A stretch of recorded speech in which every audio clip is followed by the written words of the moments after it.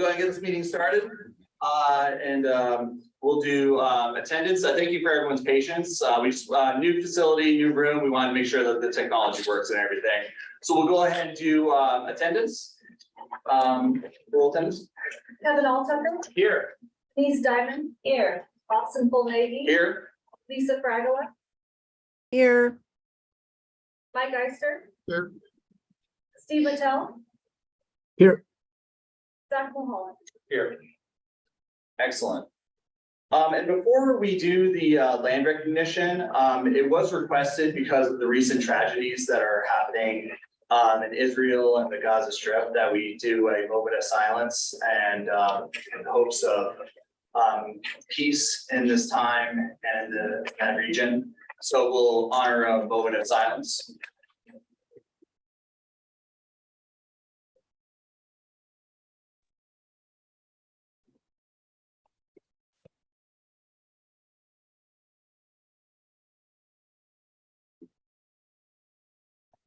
Thank you, everyone. We'll now move on to the land recognition, which is going to be read by Zach. And go ahead. Well, thank you, everyone, for joining us tonight. I'd like to start our meeting with the acknowledgement that the land we are on is the traditional homelands of the Confederate Coos, Silence, and Lower Umpqua people, who were stewards of this very land before their traditional way of life was forever disrupted and destroyed. We start our meeting with humility and reverence for the initial inhabitants, the Confederate Coos, Silence, and Lower. Thank you so much. We'll now move to the adoption of the agenda. And unless there's any objection, just the adoption of the agenda with flexibility. If there is no objection to adoption of the agenda with flexibility. Seeing none. With flexibility. What does that mean? Oh, flexibility. Because we are going to add just a little speaking part for Russ at the beginning of the agenda. It's not necessarily need to be an agenda topic, but just to add that at the beginning. And separate from the presentation of the LCC of the Florence Center. With the addition of Russ, no objections. All right, excellent. Seeing no objection, great. We'll go ahead and adopt the agenda with flexibility. Responses to information requests. Any questions or comments in regard to the responses? Seeing none, we'll move on to the discussion items. First, I wanted to start off with Russ to introduce some members of our communities, leaders within our communities, and to welcome us to the Florence Center. Yes, thank you. I do want to welcome everyone to the Florence Center, both my friends and colleagues from Lincoln Community College and our community. It's great to see you all. I see some other friends from LCC as well. And I want to, I'm tempted to introduce Mary, but I won't. I'm sure she's someone else. But I do want to point out that Roger Bennett is here this evening. He's a former city manager. He's been a city manager at other places, and he has been serving and continues to serve as the vice chair of LCC's entire district, our bond oversight committee. So I want to thank him for the great work that has resulted in this renovation and all the other projects on campus. So thank you, Roger. Thank you, Roger. Thank you for being here. We're very happy you're here, joining you this building that you're so thick. And hope you come back many times. Hey, Ed brought the top of that. Excellent. Thank you. Thank you. All right. Thank you for that small addition there. We'll move on to discussion item A, college governance. And Michael Blay, I believe you're just getting us started. And sorry. Yeah, I think we're going to begin with Dr. Salt. Dr. Salt, are you on the line? I think I see your photo there. Excellent. I am. I didn't know I was starting though, so but I'm happy to. Good evening, all. My apologies for not being able to be there in person. I would like to very much, but fortunately we have Zoom. And also I'm not sure. Well, first of all, I want to very much thank the board and the president for the invitation to speak tonight. I honestly don't know the reason, for it, but I do deeply appreciate it, and we'll try to do my best to help shed some light on this topic. I'm going to first introduce myself a little bit for those who don't know me. My name's Jim Salt, and I'm in my 26th year teaching sociology at Lane. And and I think a key reason I was invited tonight to speak is because I'm the last member standing of the original task force at LCC that established our governance system. And I also am not sure if you were intending this to be some Q&A or not. So I'll try to save some of the 10 minutes I was told that I had to address any questions that people may have as well.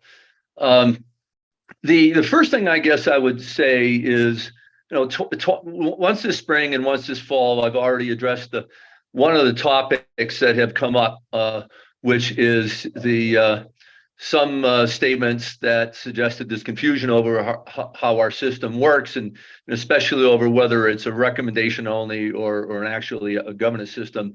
And I don't want to take significant time tonight to address that. I know I've addressed it before. The faculty council sent a letter to the board in May and resent it this fall, and my hope is that everyone's had a chance to review that and consider that.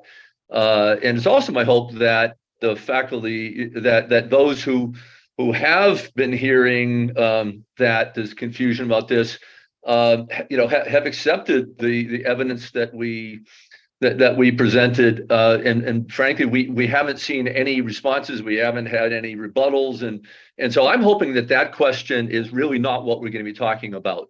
And as I hinted at the last time that I spoke in public session, I think that the question really has to do with whether our system should be accepted as is, or if it's going to be changed, and how. And that's where I want to focus all of my or almost all of my attention. But I do want to elaborate one more point that we didn't really make in that faculty council communication, and that is that I would encourage board members and the president, anyone else studying this, to look at the governance manual and contrast how it is that our system treats college procedures and college policies and plans, because the procedures very clearly provide authority to the administration, and the councils only have recommendation role regarding the procedures, right? Whereas the college policies and plans also very clearly have the authority. The councils have the authority to establish those policies and plans. And thirdly, the administration very clearly has the authority to implement the policies and plans that the councils have established. All of that are abundantly clear within the governance manual, and that's how the system has been worked. So it's how someone could then come in and say, well, those policies and plans are also only recommendations, when the system makes such a clear distinction between what are recommendations and what are not recommendations, what are actually governance. I mean, to me, that makes the point even more clear than I think that we did in our May letter. But what I would like to do really is to talk more about the strengths of our system, and talking about the history of it, how we created it, and why. As many of you know, the governance system goes back now almost 20 years. 20 years ago, we started this fall designing it after an accreditation review in which both the outside reviewers and our own studies concluded that our governance system really was very unclear. It wasn't clear what the governance system was, whether it had authority, how policies and plans and such were made, and so forth. And the president at the time, President Mary Spieldy, asked the board, and the board authorized the establishment of this task force, which spent the better part of a year designing the system. It had representation from across the college, administration, managers, faculty, students, and classified staff, and ultimately developed a system which was formally recommended by Mary and approved by the board. And there are several things that are very unusual about our system that are relevant to today's discussion, and one of which is that it does have a modified consensus system. And this is not because anybody in the room, and there were a bunch of us, plus professional mediator, facilitator, there was nobody arguing that the consensus system is the best way to go. Frankly, I would be on the other side of that conversation. But it was proposed by the administration, by Mary, and I can only engage in conjecture as to the reason why, but I think the reason was that the administration wanted to have a system in which it, there wasn't a tremendous amount of trust between some of the groups at the time, and they wanted a system where the administration was going to see policies and plans passed that they couldn't support, right? And so you had a consensus system that it takes everybody on the council. At the time, it's been revised a little bit since then, I know, took everybody to support it. I introduced a simple way to try to facilitate that process by encouraging everyone to use thumbs, to say, thumbs up, you're supporting it, thumbs down, you're vetoing it, or thumbs sideways, you can live with it. And we use that system for many, many years. Don't know if they're still doing the thumbs. I'm sorry, did someone say something? Oh, actually, I don't think anyone said anything, but I did have a quick question about that.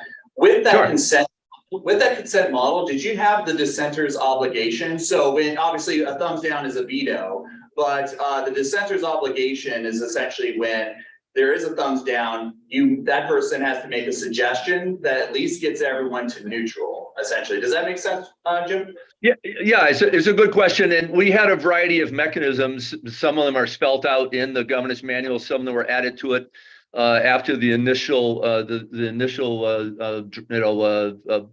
form. And there certainly was the expectation that people weren't simply vetoing things and the goal was to try to, whether it was develop or revise a policy or develop or revise a plan, et cetera. And in fact, that leads me into the next point that I wanted to make, which is that our because of that system, it requires us to work together. It requires us to be collaborative in order to produce whatever, in order to fill our responsibilities in the planning and policy making. And a good example of that, I've cited it at a previous board member, I'll give a couple others as well, was the smoking policy. When we had no smoking policy on campus, people could smoke anywhere outside, and people did. And some people hated it. Some people, of course, loved it. There was a proposal to ban smoking anywhere on campus. Many people supported it. Some people opposed it. The student body voted down the two representatives for the ASLCC, right? Because of a consensus system that could not proceed, right?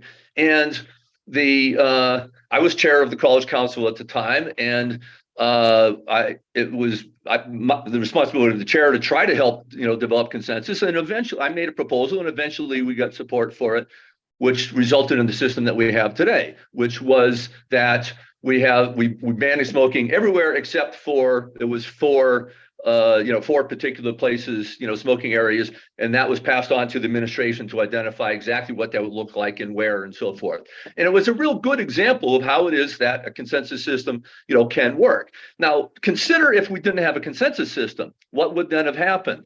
Well, it would have then gone to to President Spieldy to make a decision, and President Spieldy would have been in a position to either support the policy as it was, angering those that wanted to be able to smoke on campus, or not support it, angering a lot of people that were wanting to see that. This system protects all of us, our rights. It also protects the college president or whoever else is, could be a vice president if it's one of the other councils, who's going to then be put in this position. It requires us to work together. Dr. Saul, could you take one more minute? I already got a time. I already have the timer. Yeah, absolutely. Yeah, Okay, absolutely. great. Yeah, let Dr. me try. Yeah, sure. Yes. Let me try to wrap up. And please call me Jim. We all know each other. We can be informal, please. My recommendation to the board at this point, and to the president, and it's a respectful one, is to recognize the value in the system that we have. The president is a key part of that system. The president serves as the vice chair of the college council, which all of the policies and plans that come from all the councils come through there. So the president is in position to ensure, just like Mary wanted back when we divided the system, that nothing is going to come to the college council, so the college governance system, that she can't support. And she's there as the vice chair to make sure and to try to usher the policies and plans through the system to ensure that they actually are things that she does support, right? As we all are. I could cite other examples of doing that. I'll make one example in that the swirl is a concept that not only is being used by our budget office now, but across the state so that our budget deficits aren't exaggerated. Well, that came through the Budget Development Subcommittee and the work that we were doing in order to try to not exaggerate, budget deficits. That collaborative work serves our college. It serves the 5 stakeholder groups. I won't speak for the president, but I certainly think that it does serve the president's interest. And I really encourage the board to recognize the value of our system and not undermine it by suggesting that the governance system isn't actually a governance system, which I believe the members' proposal certainly would. And I'll thank the board for their time and answer any additional questions anyone has. All right, well, let me just take a few moments here though for any questions. Any questions from the board? Okay, seeing none, next speaker. Thank you, Chair Homendy. I appreciate that. And our next speaker is Dr. Newstone. Would you like to speak? We have a seat for you right here. Thank you. So good evening, everyone. Lovely to be back in Florence and see some old friends that I've spent some time with over the 22 years I was at Lane.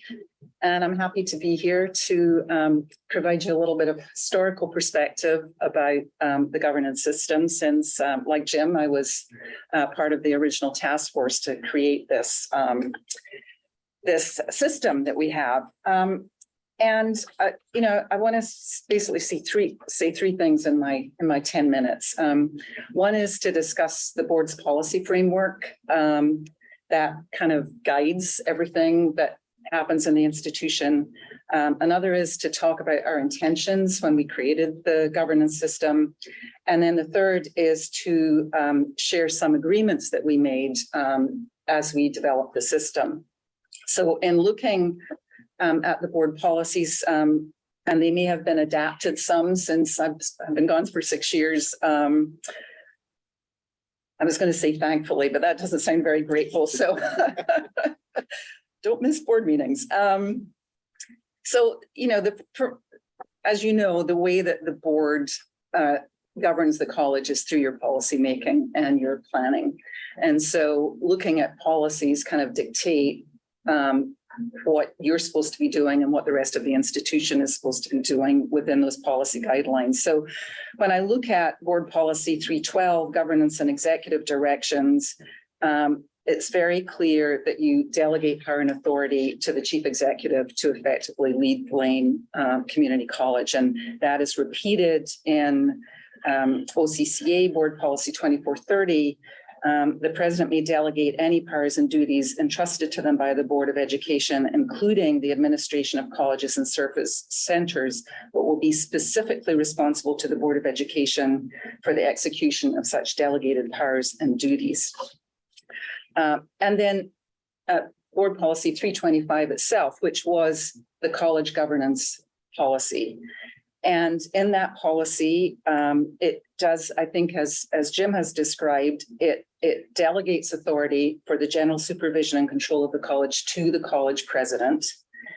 The president, in turn, can delegate authority to college administration and the governance system while retaining final authority over both. The governance system, I'm quoting, recognizes the role and authority of the president of the college as being directly accountable and responsible to the Board of Education for the educational leadership effective management. The final decision will rest with the administrator with authority and responsibility for the matter under consideration. So I think the policy framework that was set up and that subsequent boards have approved is pretty clear that the board is delegating authority to the president for the governance system. And that's certainly how I looked at it when I was president. Now, that said, also in the governance manual that Jim alluded to, there's a clear description of the role of the board, the role of the president, the role of the executive team, the faculty staff, which again emphasizes the president being directly accountable and responsible for the governance system. But I think it's nuanced.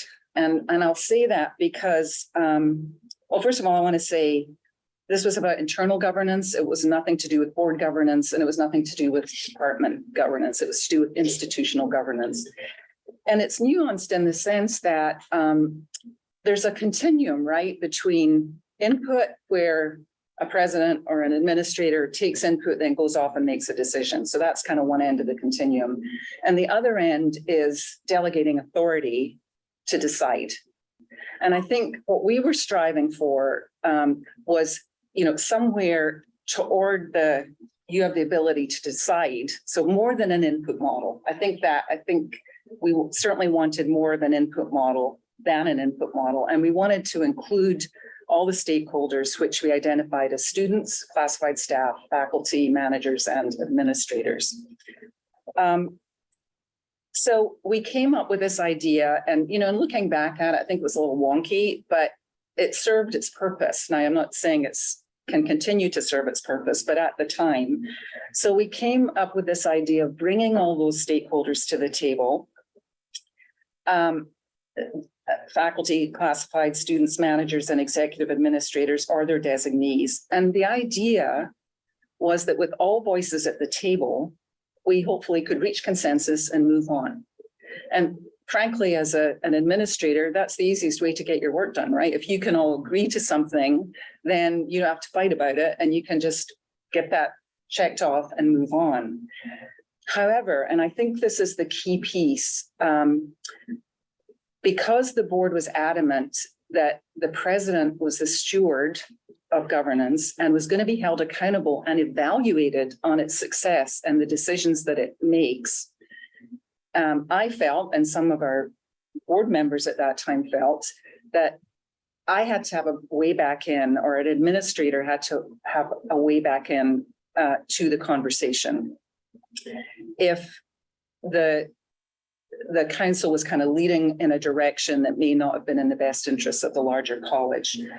So that was articulated as a default, as stated in Board Policy 325, that the responsible administrator, if consensus could not be reached, would consider everything that had been discussed to date, and majority and minority reports that had the power to make the decision. With the condition that they would go back and tell whatever council it was the reasons why, so that it was kind of a closing of the loop. And in my experience with the governance system, I think all of us worked really hard to reach consensus on policies and plans. And if we couldn't reach consensus, we tried to keep talking within specific timelines to see if we could reach consensus. And I would say that, 80-90% of the time we were able to reach consensus. But there were occasions when we couldn't. And I recall, and it was mostly to do with budget, not surprisingly. I can recall at least 3 times, there might have been more, I didn't go back and check any records because I don't have them anymore, when we couldn't reach consensus on a budget recommendation. And not surprising really when you think about it, because our union leadership was at the table, and very difficult for them to make agreements about reductions that might impact their members. So in those cases, I made, and the board accepted, recommendations that were not consensus from the budget subcommittee of the governance system, and made it clear that this was not a consensus decision. There were some years we were able to reach consensus, but that was usually not in years when we were cutting dramatically. And so I think there was an understanding that if we couldn't reach consensus, then whoever the responsible administrator was, in the case of the budget, certainly, that was the president. And I think that's evidence of the fact that the only person that the board can hold accountable is your only employee, which is the president of the institution. And therefore it was ultimately my recommendation to make.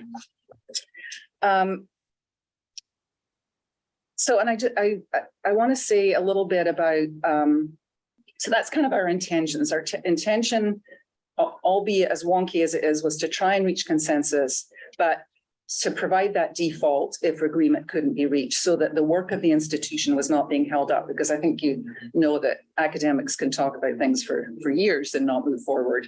And we were trying to be timely, and obviously with the budget where you have to make a decision by June 30th every year, we had to move forward. We developed decision matrices for each council, which went into more detail about the role of each stakeholder. And I don't know if they've surfaced in the discussion that you've been having. I have copies of some of them that I could find: College Council, Learning Council, Finance Council, Student Affairs Council, and it has a. Let me pass one around so that I can explain that. You can take a look at it, and you can look at the others later, but just to give you a sense of what we're trying to do here. We were trying to bring clarity to what does this whole consensus thing mean and who really gets to decide. Oh, I need one, sorry. And sorry, we are at time, but I would like for you to Okay. explain this though. Thank you. So down the side of this, on the left-hand side are the responsibilities that were in the charter of the College Council. And across the top are the different groups that might have something to say about each of these assignments to the Governance Council. And then on the back, you'll see a key to what all these initials mean: approve / override, approve and refer, consult, inform, initiate, prepare and analyze, and recommend. And in most cases, there's an A for approve in the president's column, an AR, approve and refer, in the College Council. And in the cases where there's an AR in the president's column, it was usually because a recommendation had to go to the board. So I've got, as I said, several examples of these, and I think you can see that these agreements were made by the different councils about trying to help people understand how decisions got made and who had the final authority. And that might be helpful in terms of the thinking that we did when we created the councils. I want to say that, now I do a lot of consulting for ACCT, AACC Achieving the Dream, and I have the opportunity to work with a number of colleges across the country, in some cases helping them develop governance systems. And I don't know of a college with any kind of governance system that hasn't recognized the authority and responsibility of the president and has given that president an opportunity to work with whatever is in place to make sure it fits culture, context, style, all of that. Most colleges actually have an input advice model. And we tried to do a little more than that. We tried to move along the continuum to try and achieve consensus, but still stick with the policy guidance, the policy framework that the board had put in place. So I'll stop there. And if there are any questions, I'm happy to answer. Absolutely. We'll go ahead and open up the questions. To those who are on Zoom, the document that was handed out to us, Russ is going to email you that document, scan it and email it to you. Yeah, thanks for your patience on that. And I'll leave the other, the other matrices that were approved in the system, just so that you have it. Greatly appreciate that. Thank you. Any questions? Comment? Yeah, Mary, thank you for coming and Sure. presenting the information. Much appreciated. Well, I do have a question. With consensus, I mentioned this in the previous presentation, the dissenter's obligation. Was there ever situations where when there was dissent that they had an obligation to make a proposal of an idea that would then be discussed and hopefully create additional opportunities for collaboration? yeah, I mean, that was the nature of the process. And in fact, my recollection, certainly the dissenter had an obligation to do that, but other people weighed in as well, to try and say, well, what about this and what about that, to see if we could reach consensus. So, I mean, the idea was to try and do everything we could to strive for consensus. But at the end of the day, if there was no way the 2, 3, 4 stakeholders were going to come together, that we called it, and said, okay, minority and majority reports were done. Someone, whoever the responsible administrator was, usually an executive team member, was going to make the decision and move forward. Excellent. Steve also has a question. Steve? Yeah. Hi there, Marion. Thanks for being there. I'm on the screen wherever I am, up high, down low. I'm not sure where. Thanks for giving us your time this evening. So you mentioned that occasionally there were times when you had to overrule the consensus system, and it was largely on budget issues, and that makes sense. As I was reviewing the documents, I was trying to imagine what other kinds of situations might arise where, you know, only the president really had the full perspective on behalf of the institution. I was imagining that there could be policies that impose or consensus-driven decisions that impose opportunity costs that that the president might decide are just too severe to take on. I'm just wondering if that is true in your experience, if that was ever a thing that came to your desk where some kind of a consensus-driven situation to do a thing, whatever it is, that you decided it didn't quite fit in the budget per se, but impose some kind of an opportunity cost that would prevent the institution from moving forward on perhaps some other strategic initiative that it had at stake.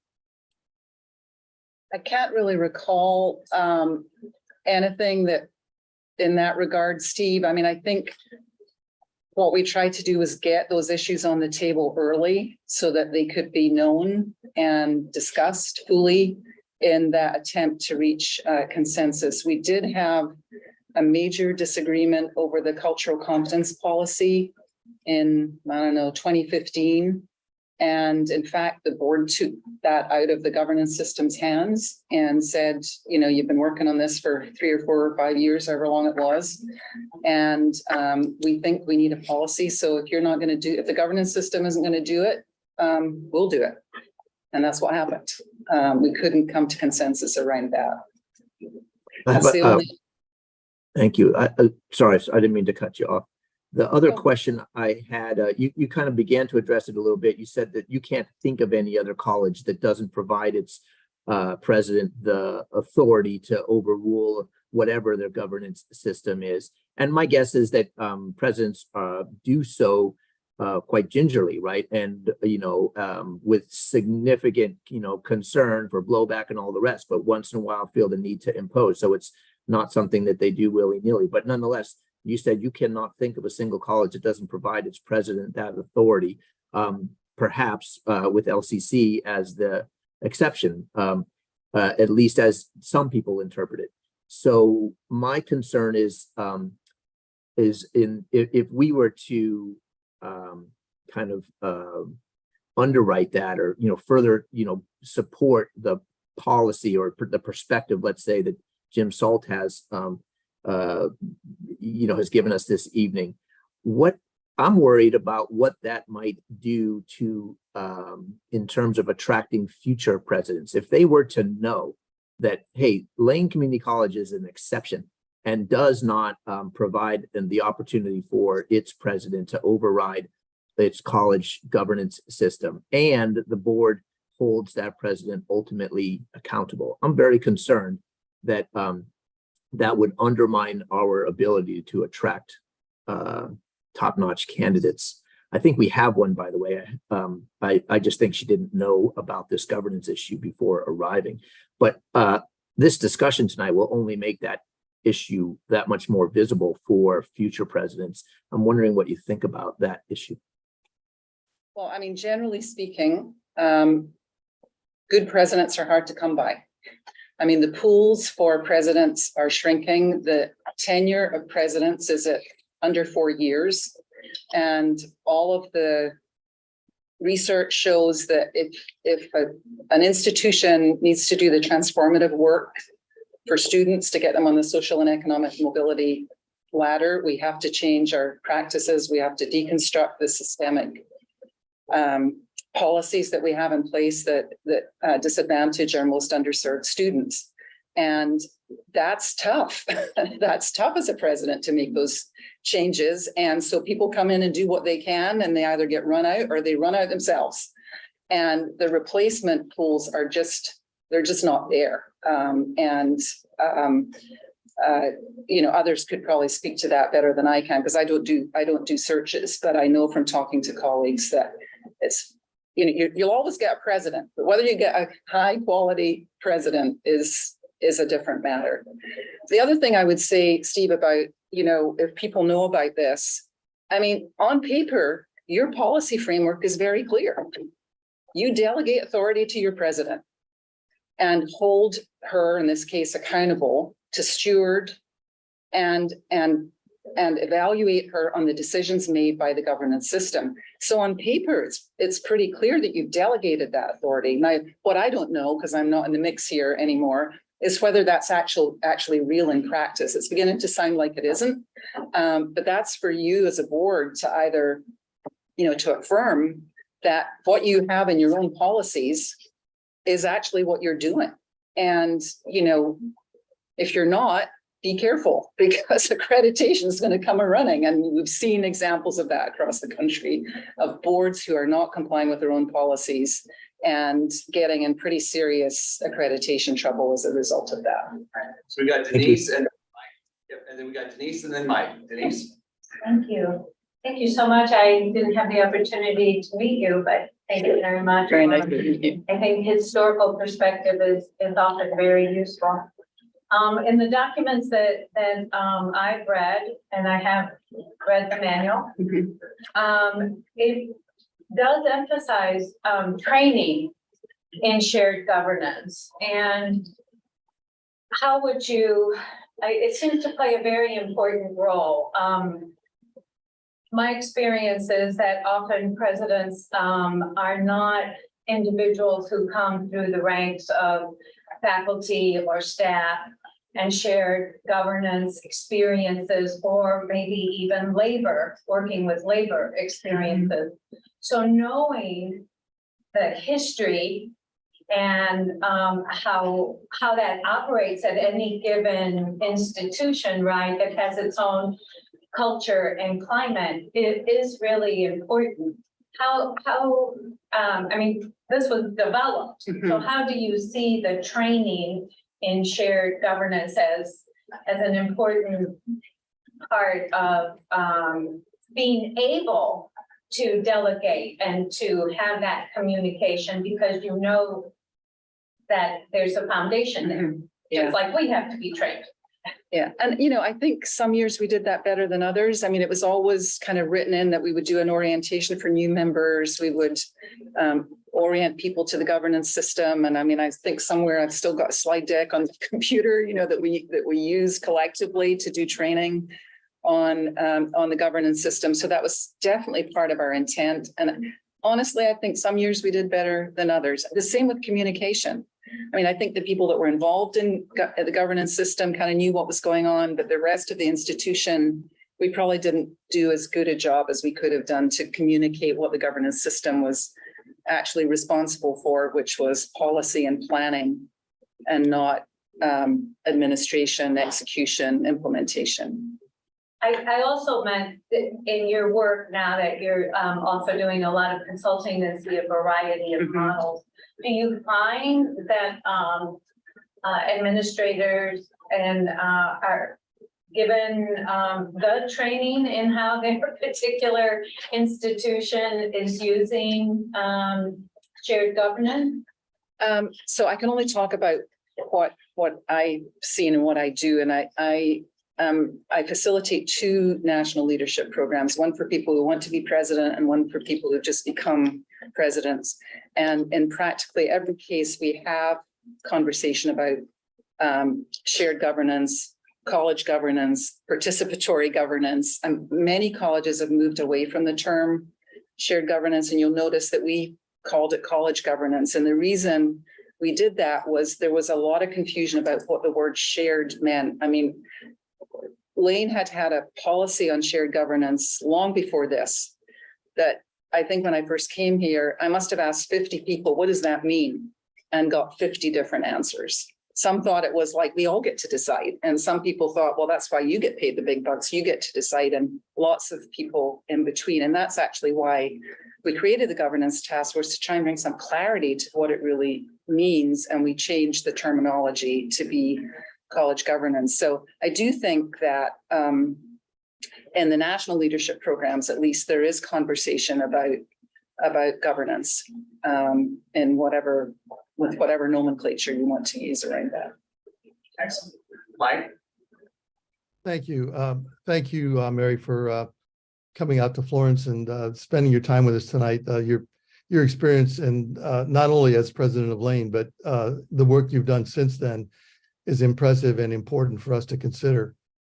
Last June, the chair of the College Council came to the board, and I would say fervently requested the board clarify roles. And he identified that, in fact, governance is being impaired by confusion. And that was the reason that he asked us, I would say almost pleaded with us, to clarify the confusion. Now, it isn't clear to me exactly why there's confusion, because as I read it, there shouldn't be confusion. The roles are fairly clearly articulated. But the question I want to ask you is, if we were to attempt to eliminate that confusion by clearly identifying the role of the president, do you see that doing any damage or causing any problem with the governance system as it currently exists, simply because we have clarified the confusion that the College Council president brought to us and asked us to clarify? It's hard for me to answer that, Mike, because I think you are clear. I mean, I recognize that board policy 325, the governance policy, which is a little messy, and I wrote it, so I take full responsibility for that. But I mean, but even in that policy, it's clear that you're going to hold the president accountable. Now, underneath that, there's probably some discussion that needs to take place about what that means and what is the role of the president at that governance table. I do think that probably needs to be clarified, and I do think that the current president, Dr. Bulger, has some agency in being part of that conversation, and working with the system and the board to come up with a system that will work for Lane, because I think every time a new person comes in, part of it is kind of understanding the status quo, what's there, but it's also bringing fresh eyes. And I think we know that this governance system, although, I think maybe 80% of the time it works, it's wonky. I don't have another word for it. And so it probably needs some clarification. And if the chair, I don't know who the chair of the College Council is now, but if the chair of the College Council is coming to you and pleading with you to do something to clear up confusion, I think it's the responsibility of the board and your one employee to do that. All right, so we have a question from Lisa. And Steve, did you have a question still? Your hand's still up. Lisa, go ahead. Thank you. Mary, thank you for being here tonight. And also thank you to Jim for his presentation earlier. I would just like to point out that Kyle wasn't pleading to the board, and he very clearly indicated he was only representing his single opinion. You can go back and watch the video. It's quite easy to notice. Mary, you mentioned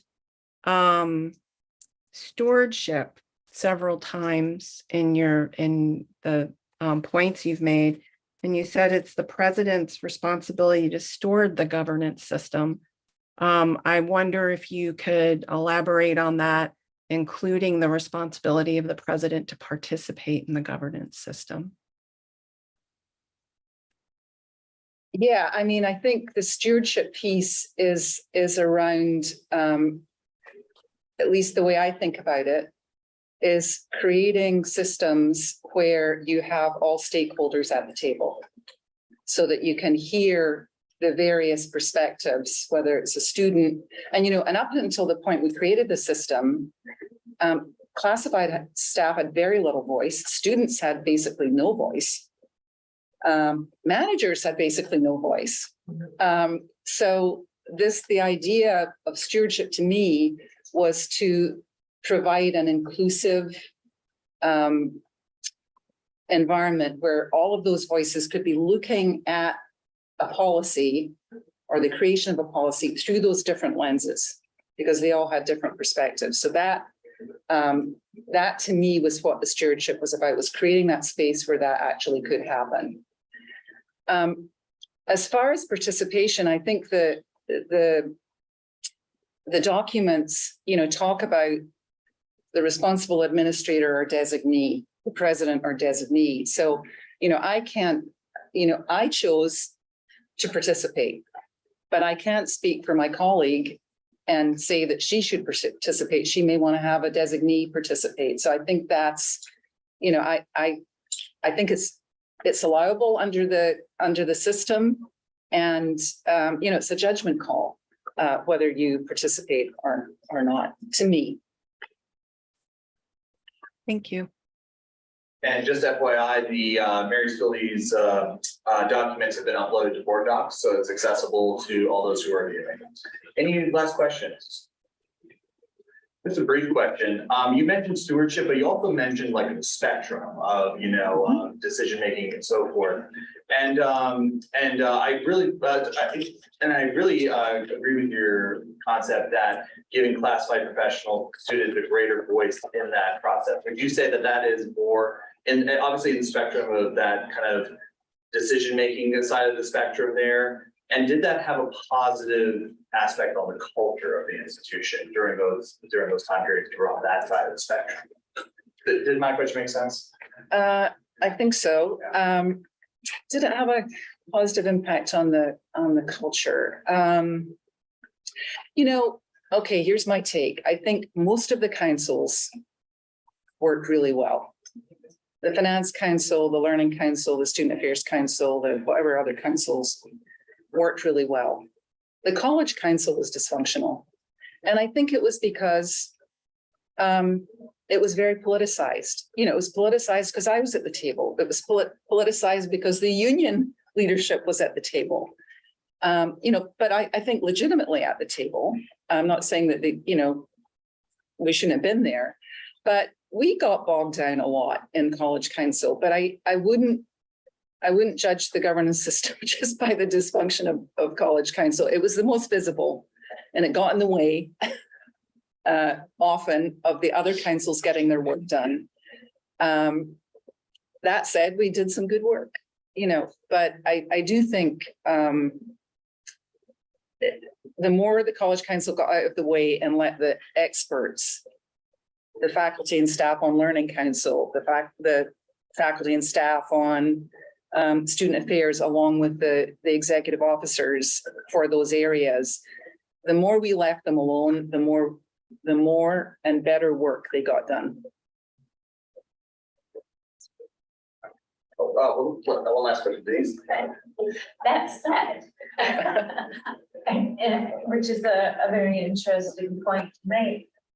What are your, I don't know, maybe wisdom, historical perspective wisdom on working well with labor?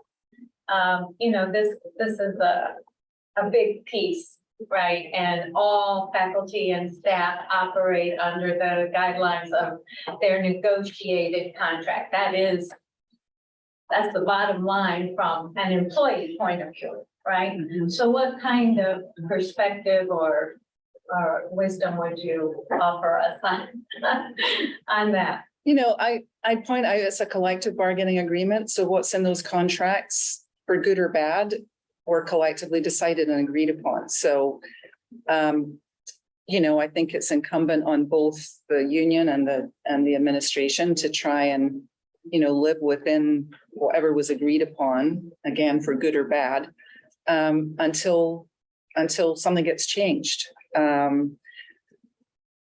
Working with labor, I mean, when I look at, my own history at Lane, I had some great relationships with labor leaders, and I had some horrible fights with labor leaders.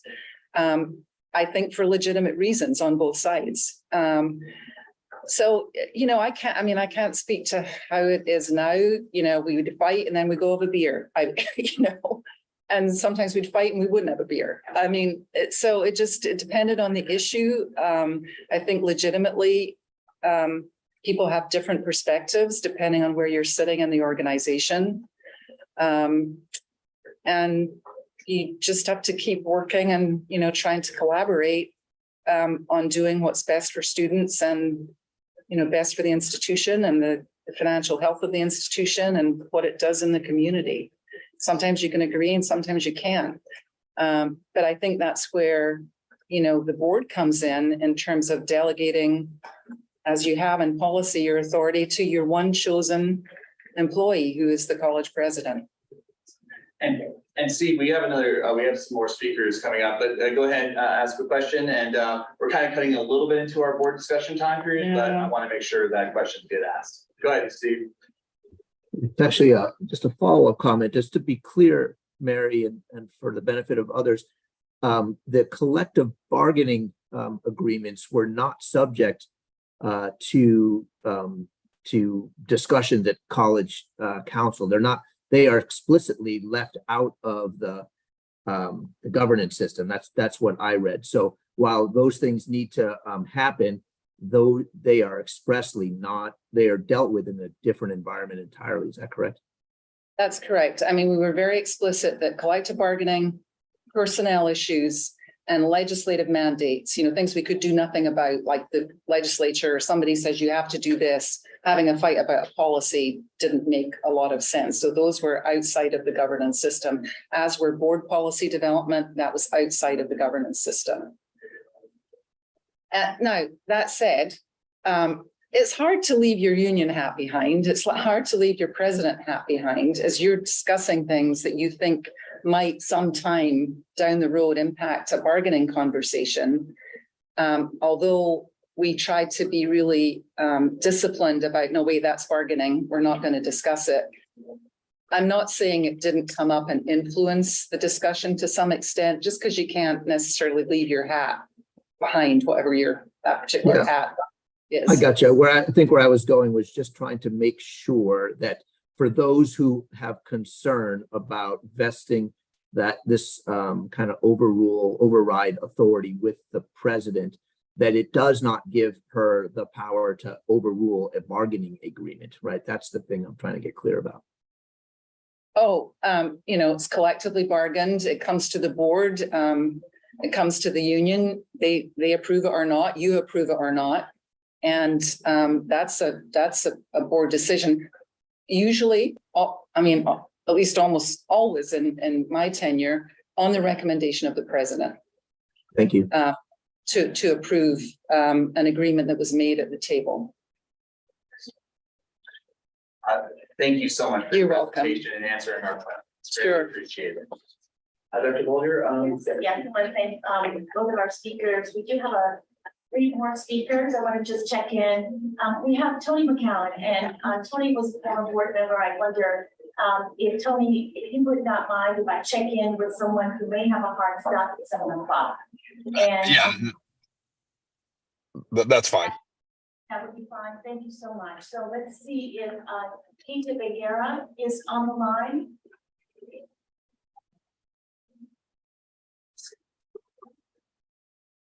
So you check in please with Randy and see if she's there. Yep.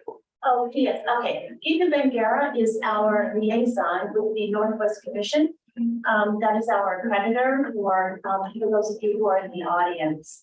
And so Keita, there you are. Thank you. Welcome. Hello. I'm the Senior Vice President with the Northwest Commission on Colleges and Universities. it is very interesting for me to listen on this conversation because I came from a community college and I spent 18 years there, starting as adjunct faculty and going all the way to acting president. So community colleges are very close to my heart. And so this is such a robust discussion. President Bulger asked if I would share a little bit kind of the perspective of NWCCU on the issue of governance. And what I want to do, I can put a link in the chat of our standards if people would like to follow along, because as you can imagine, the language is pretty dense in these standards. But NWCCU's approach is very different than some other accreditors. NWCCU looks at accreditation not as a prescriptive process, but broad strokes standards are set up, and institutions are held accountable to their own policies, as former President Spildy mentioned. So we have 4 substandards within the governance piece, which is standard 2, standard 2A. 2A1 just speaks about the board, the Board of Education in this case, and how that is structured and what the individuals within that board should be. I'm looking over here because I have a second screen with the standards on it, so I can look at both. So before I walk through that, NWCCU accredits, as you can imagine, institutions of many different kinds. We have, of course, community colleges. We have 4-year teaching institutions. We have research universities. We have private institutions.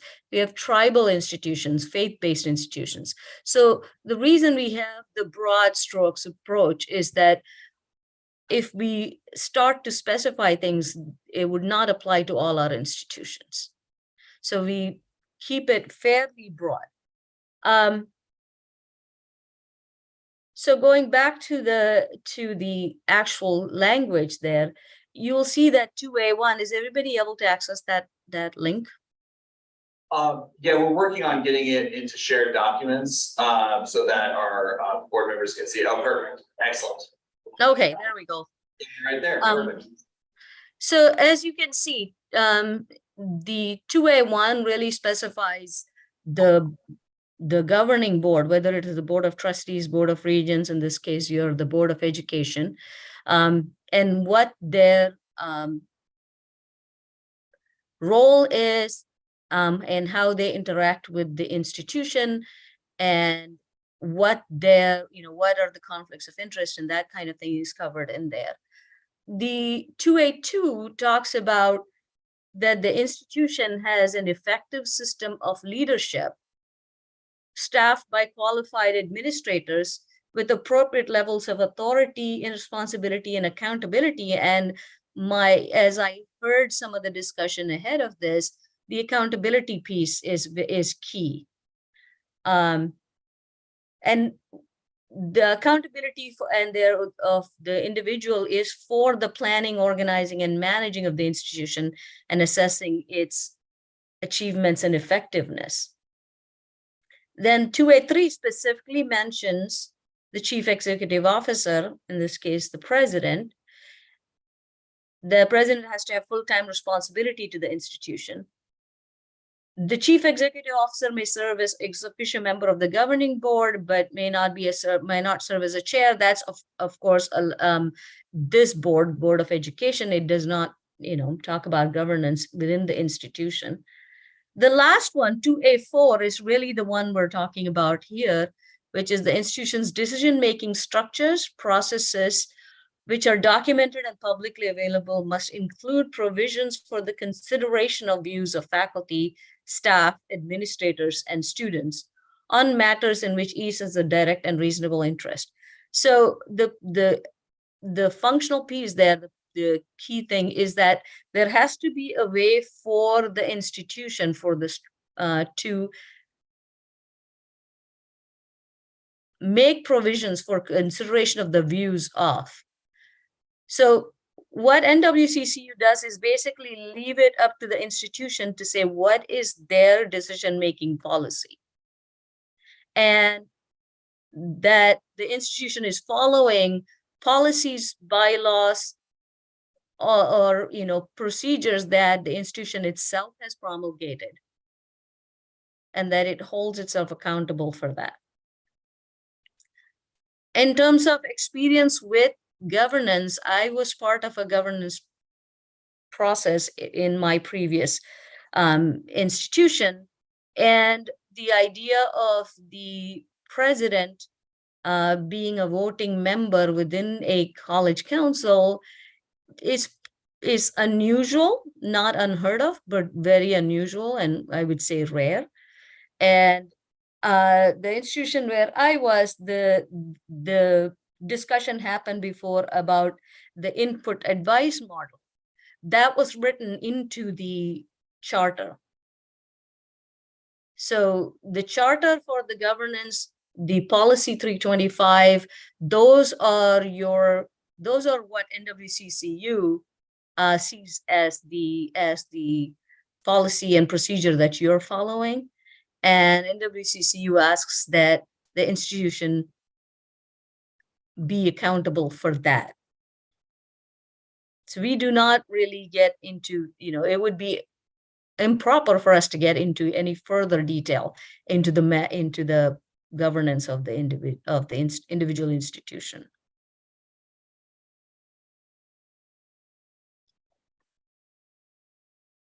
Do you have time for questions?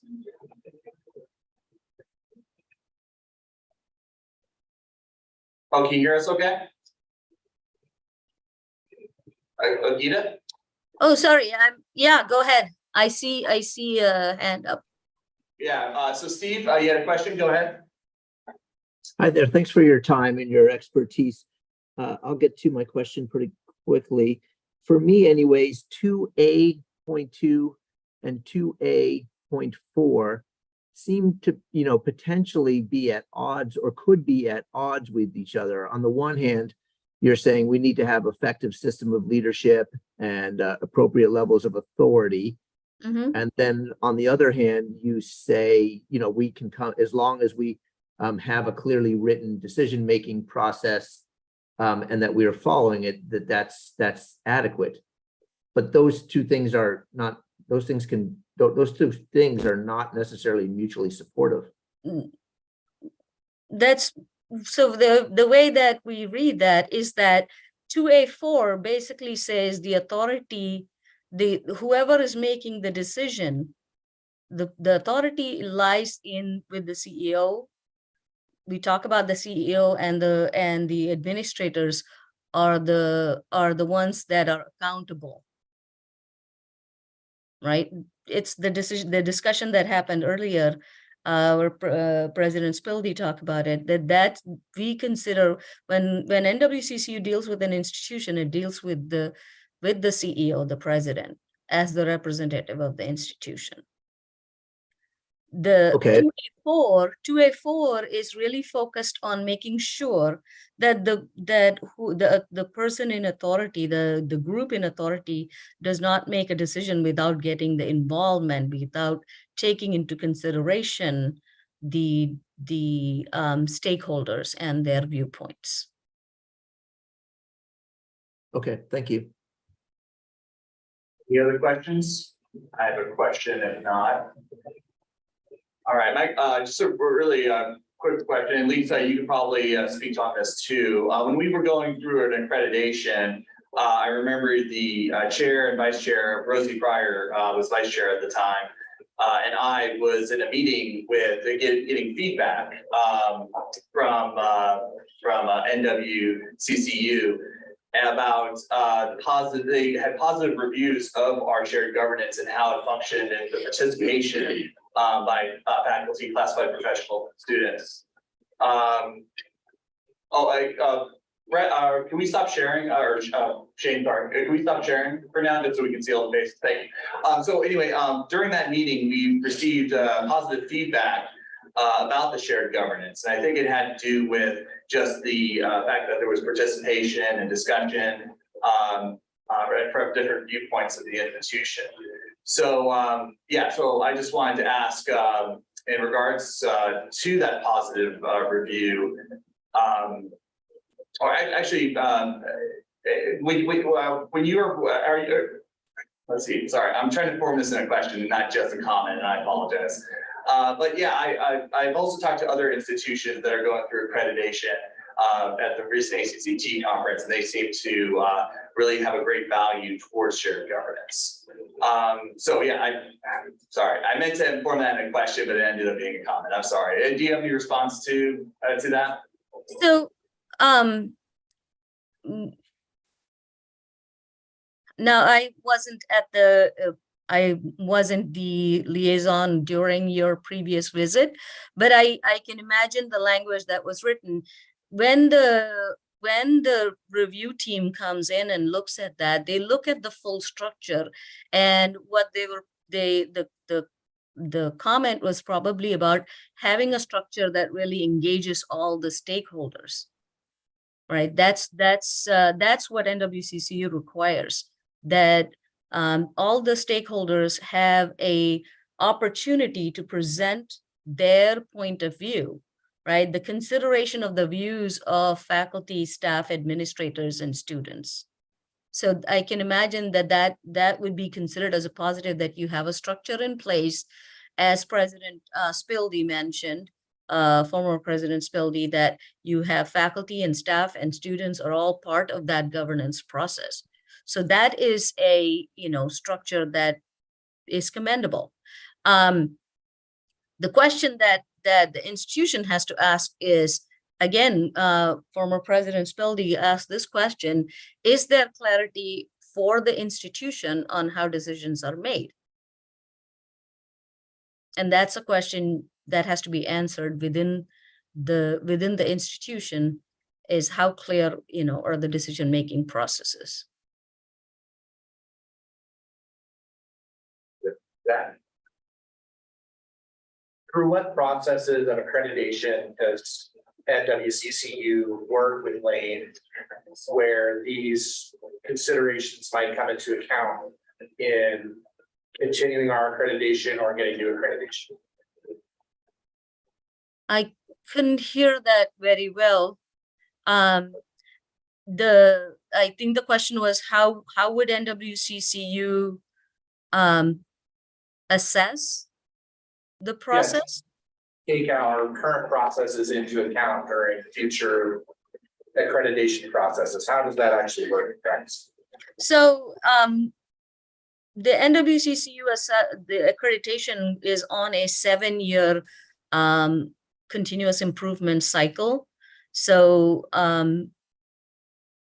as soon as you finish your year 7 review, which is called the evaluation of institutional effectiveness, the next cycle starts. There is an annual report that the institution submits on the financial health and other factors, enrollment, etc. And then year 3, there is a mid-cycle evaluation, which really focuses on standard 1, which is student learning and planning and effectiveness. Year 6, there is a policy, resources, and financial review that happens, and that's where standard 2 is really looked at more closely. That's a desk audit, and then year 7 is when the comprehensive evaluation team comes and visits, and I'm at one such comprehensive evaluation visit right now. So there's a whole process that happens. But if there are issues that come up, we get sometimes complaints or from individuals if they feel like that there's an issue with the process, and there's a whole there's a whole procedure that we have for following up on complaints that could happen, and then that's when things might there might be a closer scrutiny of the process if there is a complaint. But overall, we expect that, you know, as the institution goes through the continuous improvement cycle, that the decision making internally is effective. As you can imagine, if the decision making process has some issues, then institutional planning can be affected, and that's, you know, institutional effectiveness can be affected in that process. Does that get to what you're asking? Thank you. Where are we at currently in our 7-year process? I can tell you in 1 minute. We can help Actually, with that. President, yeah? We can help with that. We had our comprehensive visit, the 7-year visit in 2021 in the fall, and we are going to have our mid-cycle visit next year. But at this time, you haven't previously received complaints about our governance structure that would trigger you looking at it and looking at our accreditation for that reason? Right now, no, we do not have any complaints. Thank you. And just really quick, the standards are now up on board docs so that they're available for the public and everyone. Thank you for the Yes. last. Excellent. All right. Ida, thank you so much for your time. Dr. Bulger, our next Thank speaker. you, thank you. We have 2 more speakers. We'd like to ask for your indulgence. Chair Boney, for those 2 individuals. First, we have Tony McCowan, and thank you so much, Tony, for giving your time to keep Sarah. And so, Tony, if you would not mind introducing yourself. I know that you are a former board member here at Lane Community College. Hello. So I have been kicked off the Wi-Fi of the roadside cafe I was using as they closed down at 7 o'clock in Glendale. But I am currently on the road in my professional capacity. But I am a former board member. Spent 11 years on the College's Board of Education from 2007 to 2019, and then I'm a former student body president and student senator of the ASLCC, serving from 2003 to 2005 in those capacities.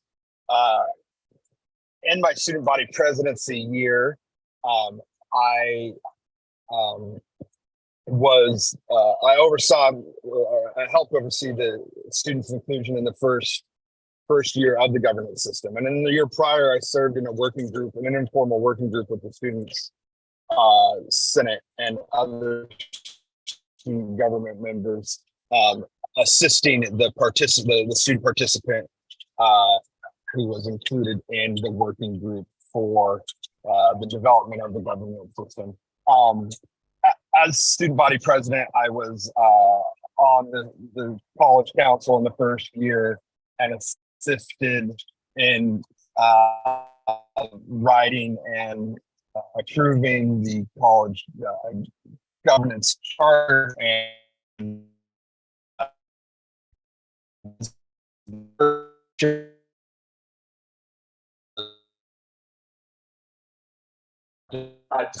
Tony, I don't know if you said. Can you hear me? Yeah, we can hear you. It was just breaking up a little bit. Can you repeat your last statement, please? So I said as student body president, I served on this college council, chaired the student affairs council, and participated in the diversity council. So I had a pretty varied experience in that first year of the college governance system. And then after getting elected to the board in 2007, participated in some of the first reviews and about the board informal view reviews and kind of just updates on the system that the board undertook over those upcoming years. So I think I kind of have a very a pretty unique perspective, given the fact that I was there as what, It looks like we lost him, but we will see if we can get a hold of him again. And we will make sure that he still has his allocated time. Oh, he's back, okay. Oh, Tony, can you hear us now?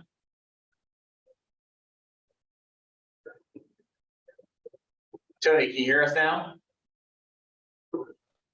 if for me to get about, I'm just 10 miles out of Grants Path, which will give me good reception. It may make sense for the other speaker, the files to go in front of me. It works for you guys. Excellent. Yep, that works just fine. Yeah, absolutely. Drive safe, of course. We'll move on to the next speaker. That sounds great. Thank you so much, Tony, for doing that. And But so yeah, Oh, you just drive safely, Tony, and we will move on to the next speaker, get to someplace. Yep, excellent. All right. I'd we'll like move to on next. introduce our next speaker, and that's the CEO of the Association for Community College Trustees, and that's Jiheng Lee. Jiheng, are you on the line? There you are. I see you. Great, excellent. Well, welcome to Lane Community College. It's nice to see you. We saw you last week. Nice to see you again. I think you're on mute. Oh, gee, we're having difficulty hearing you. I don't see you're on mute, but yeah, I don't think you're on mute or anything, but yeah, we're having difficulty hearing you. He's got his sound turned off. Really quick, just make sure that we have sound. Mike, can you speak? Just make sure it's not the speaker. Oh, Are you asking one of us to speak so you can tell if there's sound? yep, precisely, Lisa. Thank you. Yeah. Great. Okay, good. G, can you speak one more time to see if it? No? Okay. Restart this way. Well, we'll hang on. Yeah, I would hate for him to have to call in, but hold on. Randy, just wanted to verify if we can get sound for. Okay, so he's on mute right now. Yeah, I think everything else is working. Yeah, okay, gotcha. So we'll see if we can, just really quick, is there any other speakers or? No. Okay, gotcha. Jiheng Lee and also Tony McCown. Yep, exactly, yeah.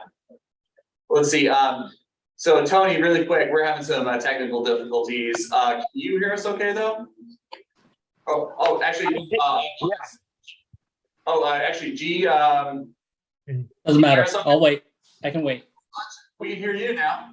Yep, all right. Tony, we'll be right back with you. Sorry. Yeah, sorry, Tony, we'll be right back with you. G, go ahead. Yes. Well, good evening, everybody. Thank you so much for the invitation to participate tonight. And it's going to be it's a late night for some of us.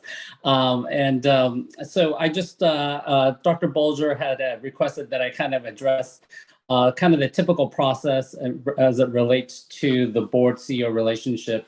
And hopefully you all have the brief PowerPoint that was distributed to the college and the institution. As the board, a typical board has one employee, and that individual is the president of the college.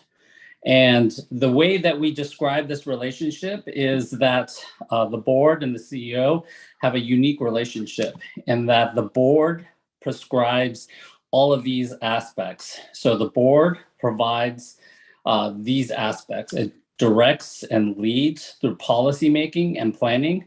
It oversees and monitors through strategic planning and through policy. It delegates to the president the power, which I note is in your board policy 325. And it supports and protects the president. And then ultimately through the budgetary process, provides the resources to the institution and to the president to administer and lead its institution.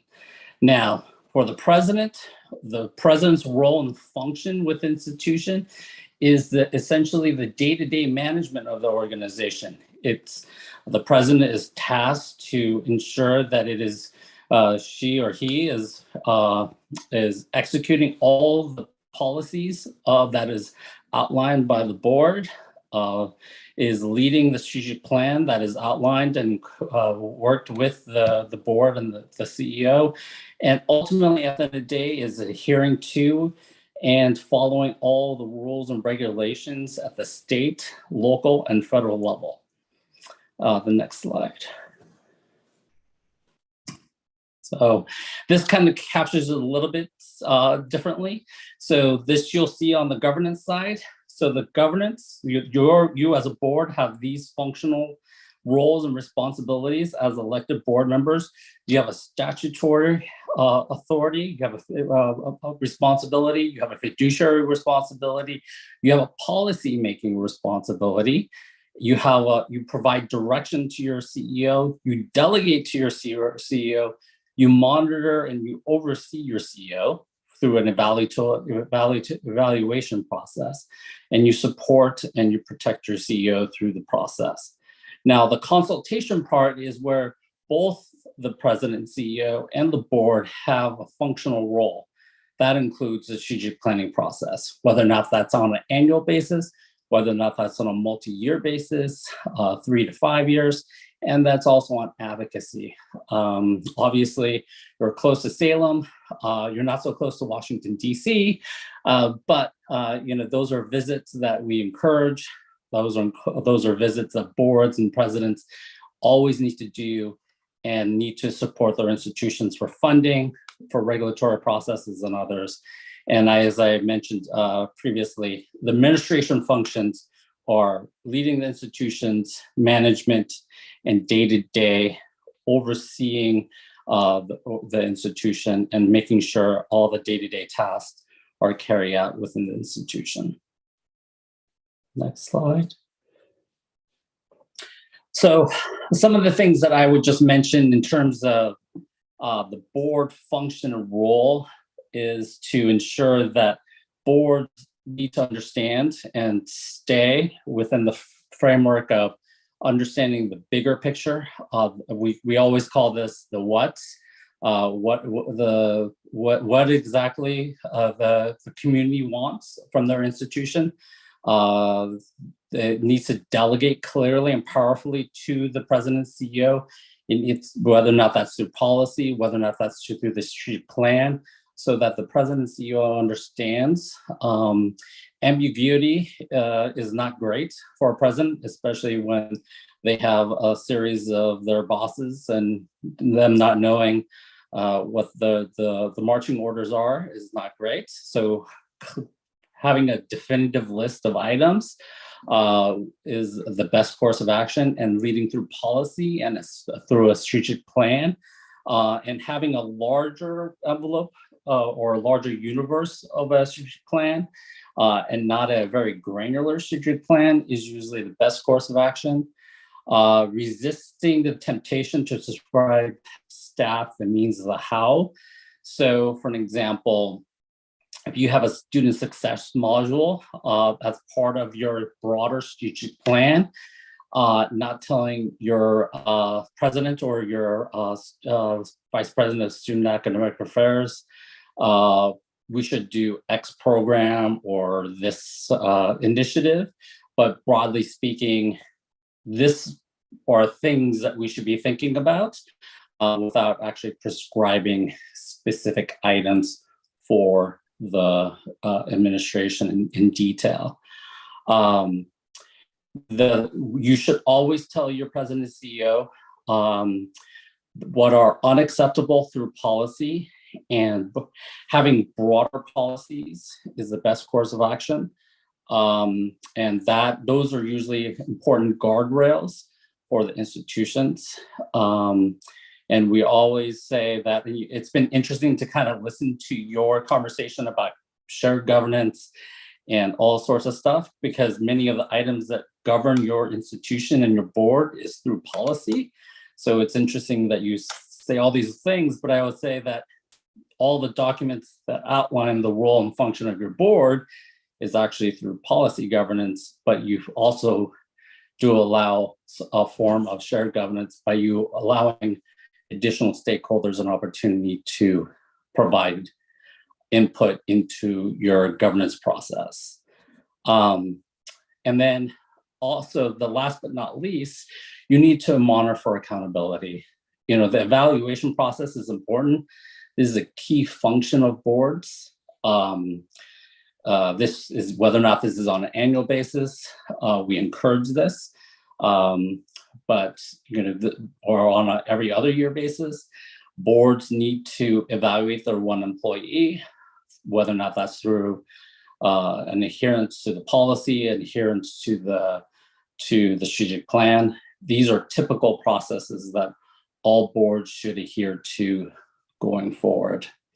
So I know my time was very short, so I just wanted to ensure that I talked a little bit about the important role of the board and CEO and how they mesh together. I do want to thank Elaine for its long participation in ACCT. And it's been, I've had the pleasure of being on campus.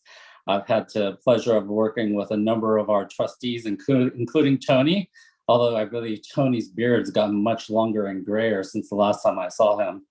On the last slide is my contact information if anybody needs to contact me, but I'm happy to answer any additional questions from the board if they have any questions. Just FYI, this slideshow is being loaded on the board docs. Thank you, Brett, for doing the shared screen for the PowerPoint. Any questions? No questions? Thank you so much. Really appreciate your time. It was great seeing you as well. Thanks, Austin. Thank you. Thank you, G-Pan. Excellent. Bye. All right, so Tony, I believe you're still on the call here. Tony, oh no. We may have lost him again, okay. Just really quick also, we are past the time period we allotted for this, but I wanted to make sure that we make sure obviously Tony gets a chance to speak, but also that we have a little bit of time for board discussion. This is the flexibility part of the agenda setting as well. Was just wondering if it's okay to add an additional just 7 minutes here so that we can finish the presentation and also have a little bit of a board discussion. I'm not seeing Tony. Once we see Tony online here, we'll make sure he is allowed the opportunity for presentation. But I think we should open it up for board conversations, questions, and so forth. So we'll open that up. Any board comments? Any board questions? Oh, Zach. Thank you for taking the time to bring the speakers today and try to help educate and inform about some of the past history and potential challenges, and just very much appreciate learning more as a new board member about the policies and just thinking about making sure that we know how they're working in practice and that they're effective, and if there are suggested changes, I look forward to hearing more about them. Excellent. I think I saw Tony is back online. So Tony, you had 7 minutes left in your time period, but feel free to, I know with technical difficulties, it's difficult. So we would love to hear from you though. Go ahead, Tony. Oh, be sure to unmute. Okay, how much? There we go. Okay, I've made it to a McDonald's parking lot and have their Wi-Fi, so I should be okay. I apologize for the ominous lighting. I think where I was headed initially was, I think that I have this unique coming, both a part of the traditionally most underrepresented group of college governance, and jumping Hey, Tony, responsible group. Video off so we can hear your voice. Yeah, it's still breaking up a little bit. Yeah, just maybe turn off the video. That'll allow for the voice to come through, and then yeah. I believe it may be. I believe it may have been a Bluetooth connection. Can you hear me well like this? Absolutely. Yes, we can hear you. Okay, excellent. So as the student engaged in the process, I think that we really tried to wrap our heads around the president simultaneously being a part of the system, of a consensus system, in which they could single-handedly stop a process, and then also having what is considered a veto power. I think there's been a lot of question kind of around the concept of overturning, say, a governance system policy or that has been approved, the president overturning something as such. I don't know that the president would ever face a situation wherein they actually are overturning a policy that they've participated in initially approving, unless some large or something unknown factor had come into play before, say, the implementation of the policy. And rather, I think what happens is the president and the administration steps in to either provide a recommendation or create a policy in lieu of the governance system's ability to come to consensus at some point. And that can be done, and has been, probably has been done, as Mary stated, in the case of budget recommendations and timely decision-making processes. There are just times where a recommendation or a policy or decision has to be made. And then in the case of, say, the board with their diversity policy, the council system hadn't provided a consensus. I think at that time the president administration, probably rightfully so, didn't want to develop a policy or institute a policy within the framework of their responsibilities at that point. So the board stepped in and developed a policy that served the needs of the college and moved those values forward. So I have always kind of been one to sit back and listen to this discussion of who ultimately has policy authority, whether or not it's the governance system and or the president solely, and take it with a grain of salt that with the college president's engagement in the system the way it was designed, you by nature are getting more often than when we have policy reach that final approval at the college council, you're having the approval of the president at that point. And then I think as students and then later as a board member, we always I always interpreted also as having an administrative and presidential veto in the need of some unforeseen circumstance that, like, I literally don't know that we've ever articulated or been able to define, where a college president would serve on the college council, approve a policy, and then moments later or overturn that policy. So to that issue, I think that's kind of my general thinking. I do kind of remember and not just remember, but took part in creating the decision matrices and writing the charters for several of the councils. That included the president's approval as in the decision making processes, and I think that was again pretty well understood and was kind of institutional knowledge at the time and had proceeded as such. whether, you know, there have been these series of events where I wouldn't contend that there might not have been a few individual voices who thought otherwise in those moments, but the college consistently has moved forward over the last 20 years with that. I think it's good, especially with such a new board, that you all are undergoing an education process and a reevaluation of the system.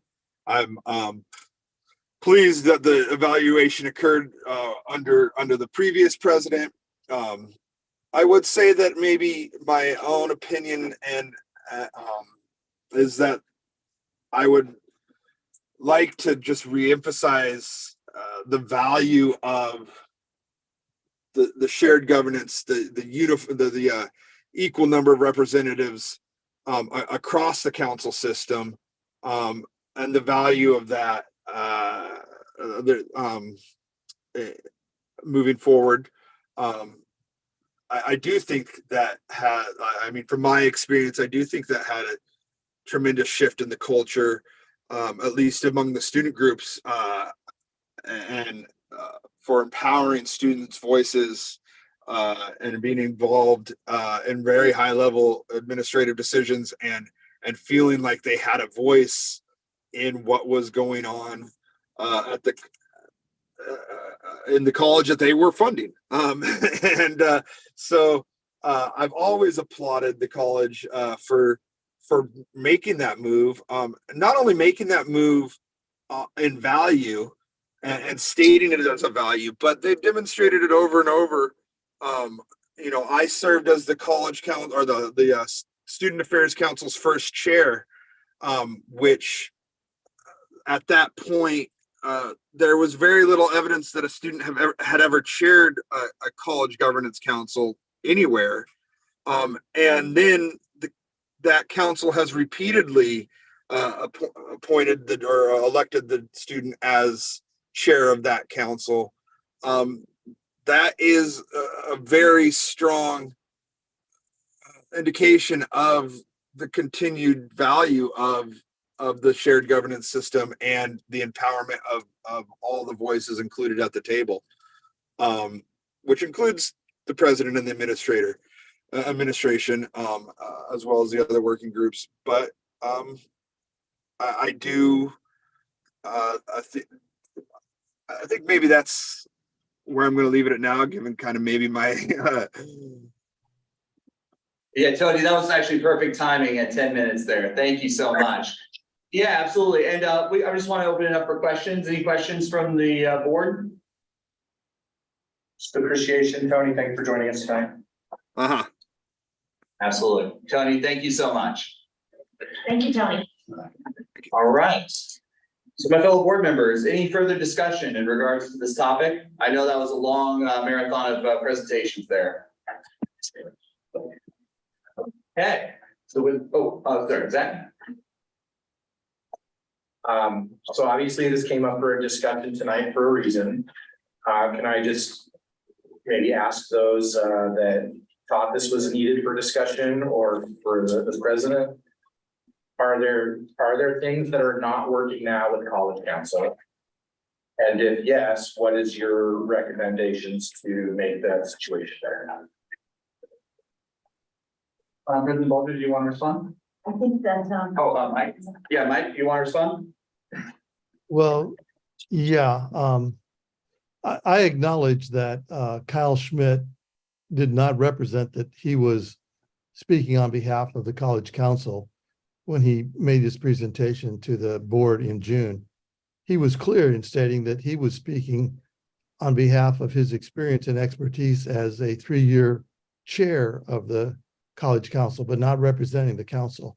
So from my perspective, he was well qualified to express an opinion. His opinion was to address Zach's specific question that college governance is being impaired to the point of he identified that as a problem, the impairment as a problem. And the specific problem that he identified was lack of clarity and confusion. he went on to cite a poll that was conducted on campus that documented lack of clarity and confusion on the part of stakeholders on the campus. A few months later, our college general counsel, who I think has served as general counsel at least 2 colleges, he has a law degree. His job is to be the expert on campus to interpret policies and laws and to help the college campus understand those laws and our responsibilities. When he presented those, made a presentation during board orientation, his presentation was quite clear about responsibilities. And shortly after that, his presentation was challenged by the president of the union, the faculty union. So when the expert on campus doing his job that he was charged to do makes a presentation, and that challenges, or that presentation is challenged, its validity challenged by an official no less than the president of the union, that's a clear demonstration that there's some confusion that needs to be cleared up. So to answer your question, Zach, yes, I believe that there's serious dysfunction that needs to be addressed. I don't think in any way clarifying the role of the president negates or takes away the responsibility of the president to do what any responsible administrator would do in terms of consulting, seeking input, seeking participation. And in fact, I've had enough interaction with Dr. Bolger to know that she's committed to doing those things. So yes, there is a reason that we had this conversation tonight. I wrote a draft resolution in an attempt to try to address the question that Kyle Schmidt fervently asked the board to address last June. So maybe I'll just stop rattling right now and let anybody else talk that wants to. Kevin, yeah. First, thanks again to all the speakers. I enjoyed this way more than I thought I was going to. So thank you. It was very informative. The point I want to speak to is the fact that we heard from most speakers, and I'll say 3 that I can name off the top of my head, that really identified the role of the board is a policy-making board and not to meddle in the day-to-day operations or get into the how. So that's an important point that was kind of reinforced for me this evening. Again, we heard the value of a college decision-making process and you know, the various names that can be assigned to that. And I am fully supportive of that. When I read the policy, it seems pretty clear to me, and it's very important in my mind that the president has the last word, so to speak. And because she's our only employee and she's held accountable for what happens at the college. So I'm very, comfortable with the current wording of the language, of the policy rather. And if there are clarifications that need to be done, I would be supportive of that. As long as it reinforces and clarifies that the president has the last word and she's held accountable. Right. Any other questions, comments? I have a question if no one has one, or a comment rather. So I really want to appreciate the presenters as well. Thank you, thank you, thank you.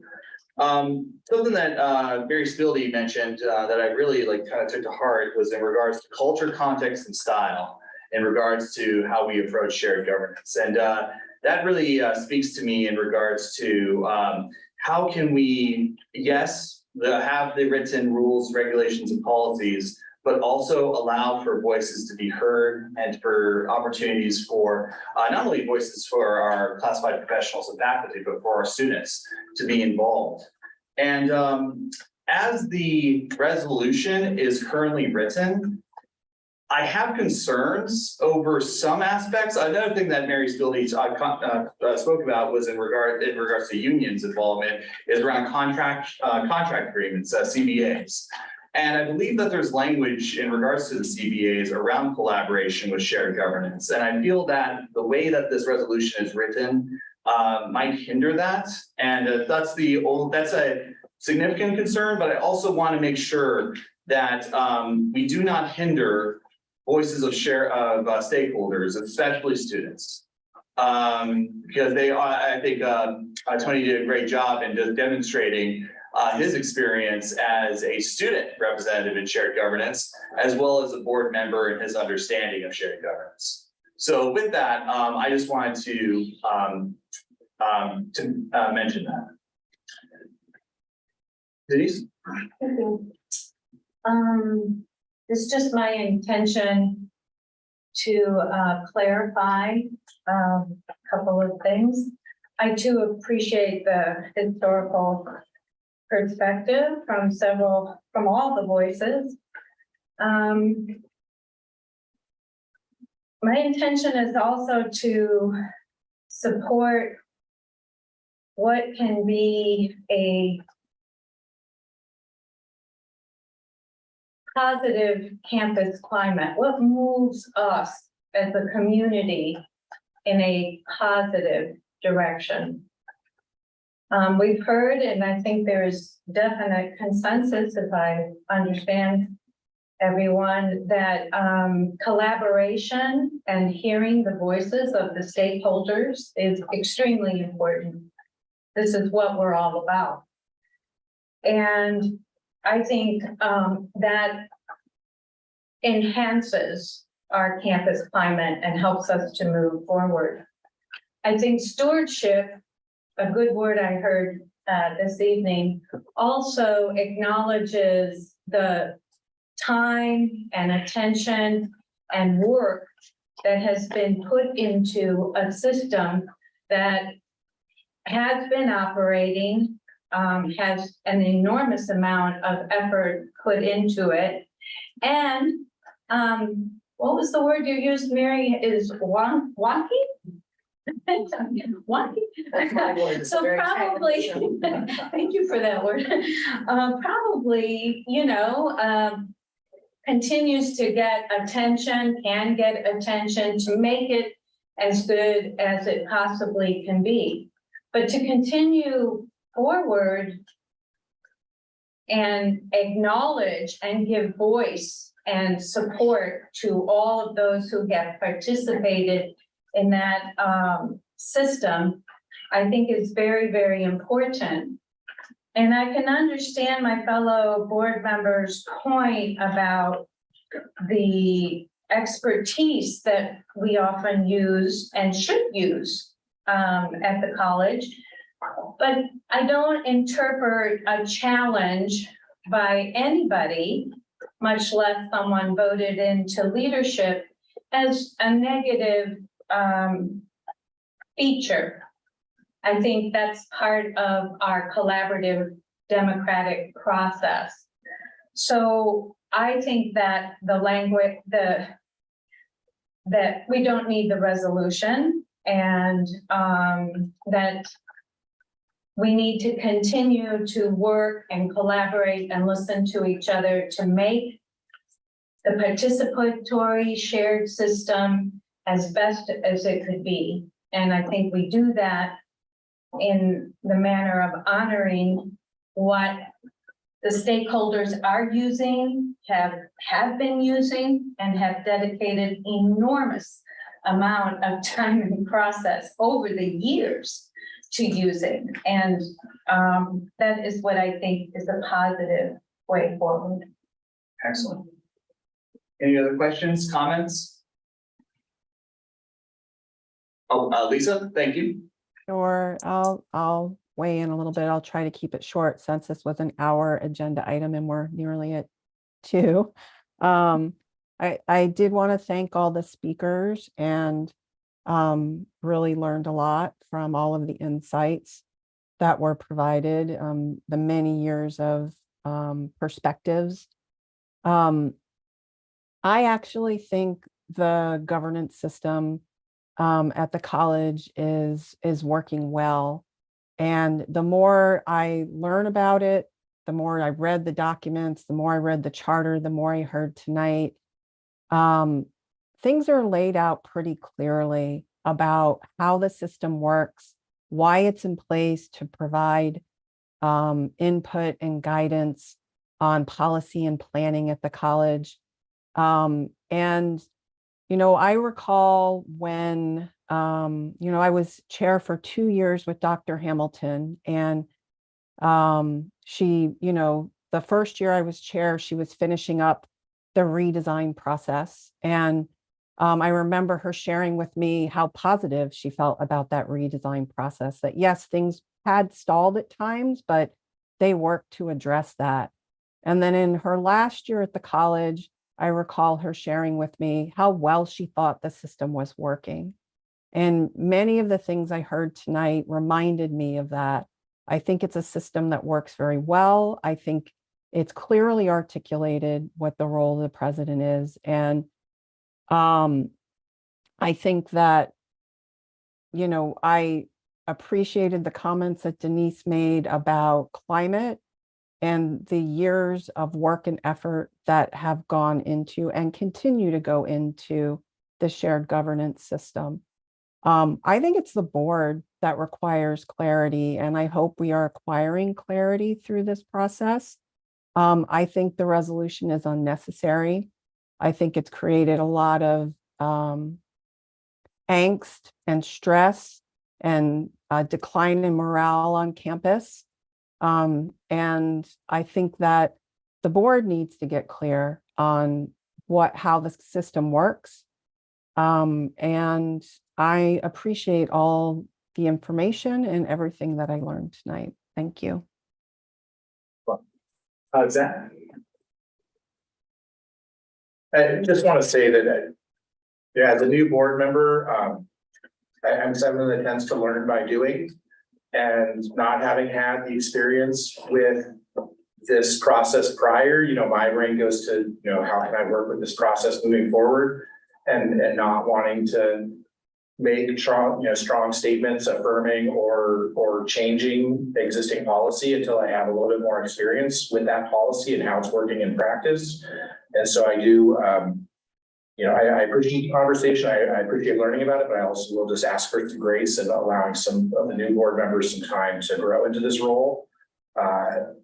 Before making a stance on particular board policies or changing board policies to make them better, that we haven't had experience with. So I just appreciate the conversation, and thanks again to everybody that came us. Absolutely, thank you. I also just want to appreciate in this conversation, the team collaboration conversations, the clarifying, and the care that has been happening in this conversation. I know this has been a long conversation, and I want to, before we move on to the next topic, regards to board policy review, overview, I wanted to offer an opportunity for a bio break for anyone. Would that be acceptable to? Oh, yeah, excellent, great. Steve, I know you had your hand up. Oh, okay. We'll take a bio break here and then we'll go from there. So temporarily adjourned till 8:05. I've never heard it called a bio break. So if you go out, we'll have trouble getting back in. Understood. You all may want to remember in that room that we can hear everything you're saying and it's being recorded. Understood. We are muting as we speak.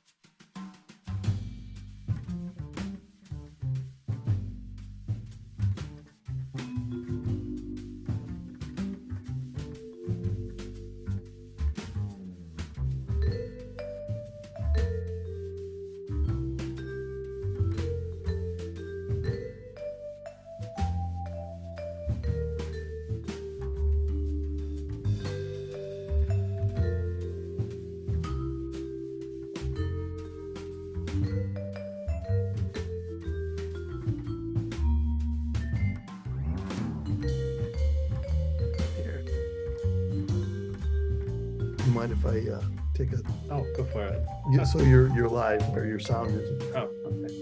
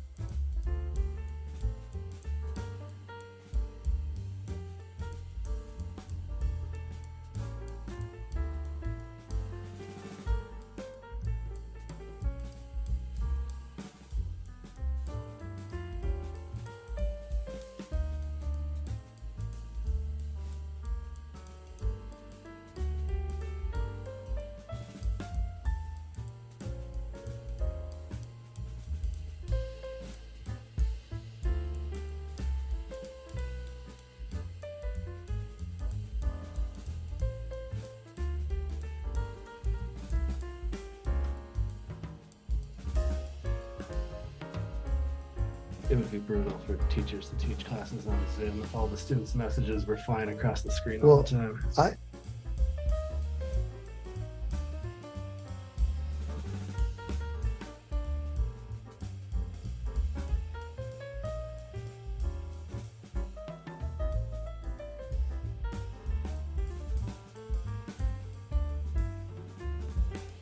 This new thing.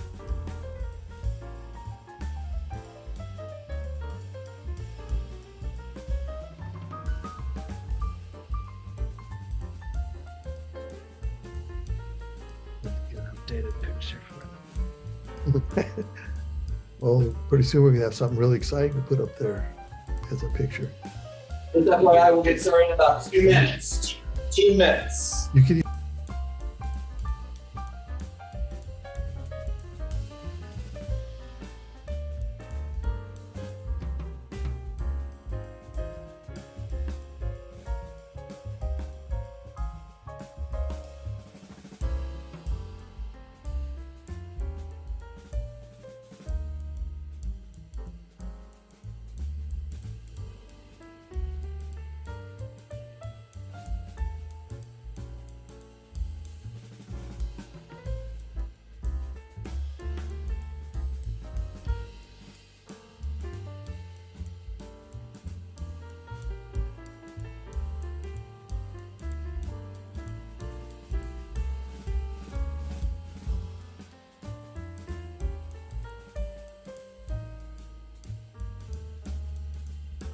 see if they're. We'll go ahead and turn off there. Thank you, Randy. Appreciate it. Meeting has come back to order here. We are going to discuss now the board policy overview. Michael Blake. Okay, I don't know if I'll be able to totally get us back on time, but we should get through these pretty quickly, I think. So for the new board members, the two board policies you have came through here about 8 months ago, 9 months ago. There was a question on 5015. I had basically cut and pasted everything after the first paragraph from our website. There was a question about whether that was truly accurate at that point. And on 5020, there you'll see in the bullet point of the original, there's the word alien as it is in the idea of registered resident alien. And there was a feeling that that wasn't the current nomenclature that should be used for that particular classification of folks. And so both of these were sent by the board through shared governance. I believe the college council then sent them to the diversity council. Yes, student affairs. Oh, that student affairs council. And they came back with what you have in front of you as the new policies.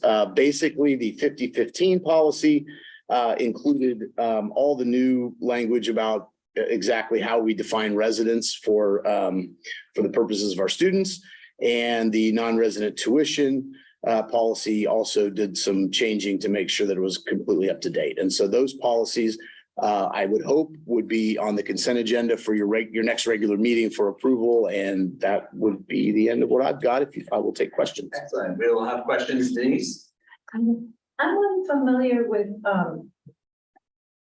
when it's several states in a region, right? It says like Idaho, Washington, into. For residency purposes. Yeah. Yeah, I mean, that's, it's not typical for universities, right? And perhaps, I know you're from California, maybe California doesn't want to do that either. But we expand our district to include multiple states. So yeah, it just allows those folks in those states to have access to resident tuition.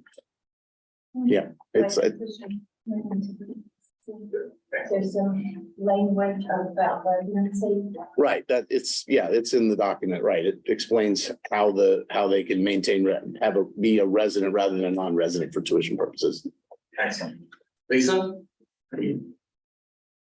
Yeah, thank you. I think this is a great example of how effective the college governance system can be, and I appreciate that the board made an effort to, and the president, because the president also gave us a recommendation to send certain policies to the college governance system, and that they're coming back to us now. So that's greatly appreciated. Thanks, Mike.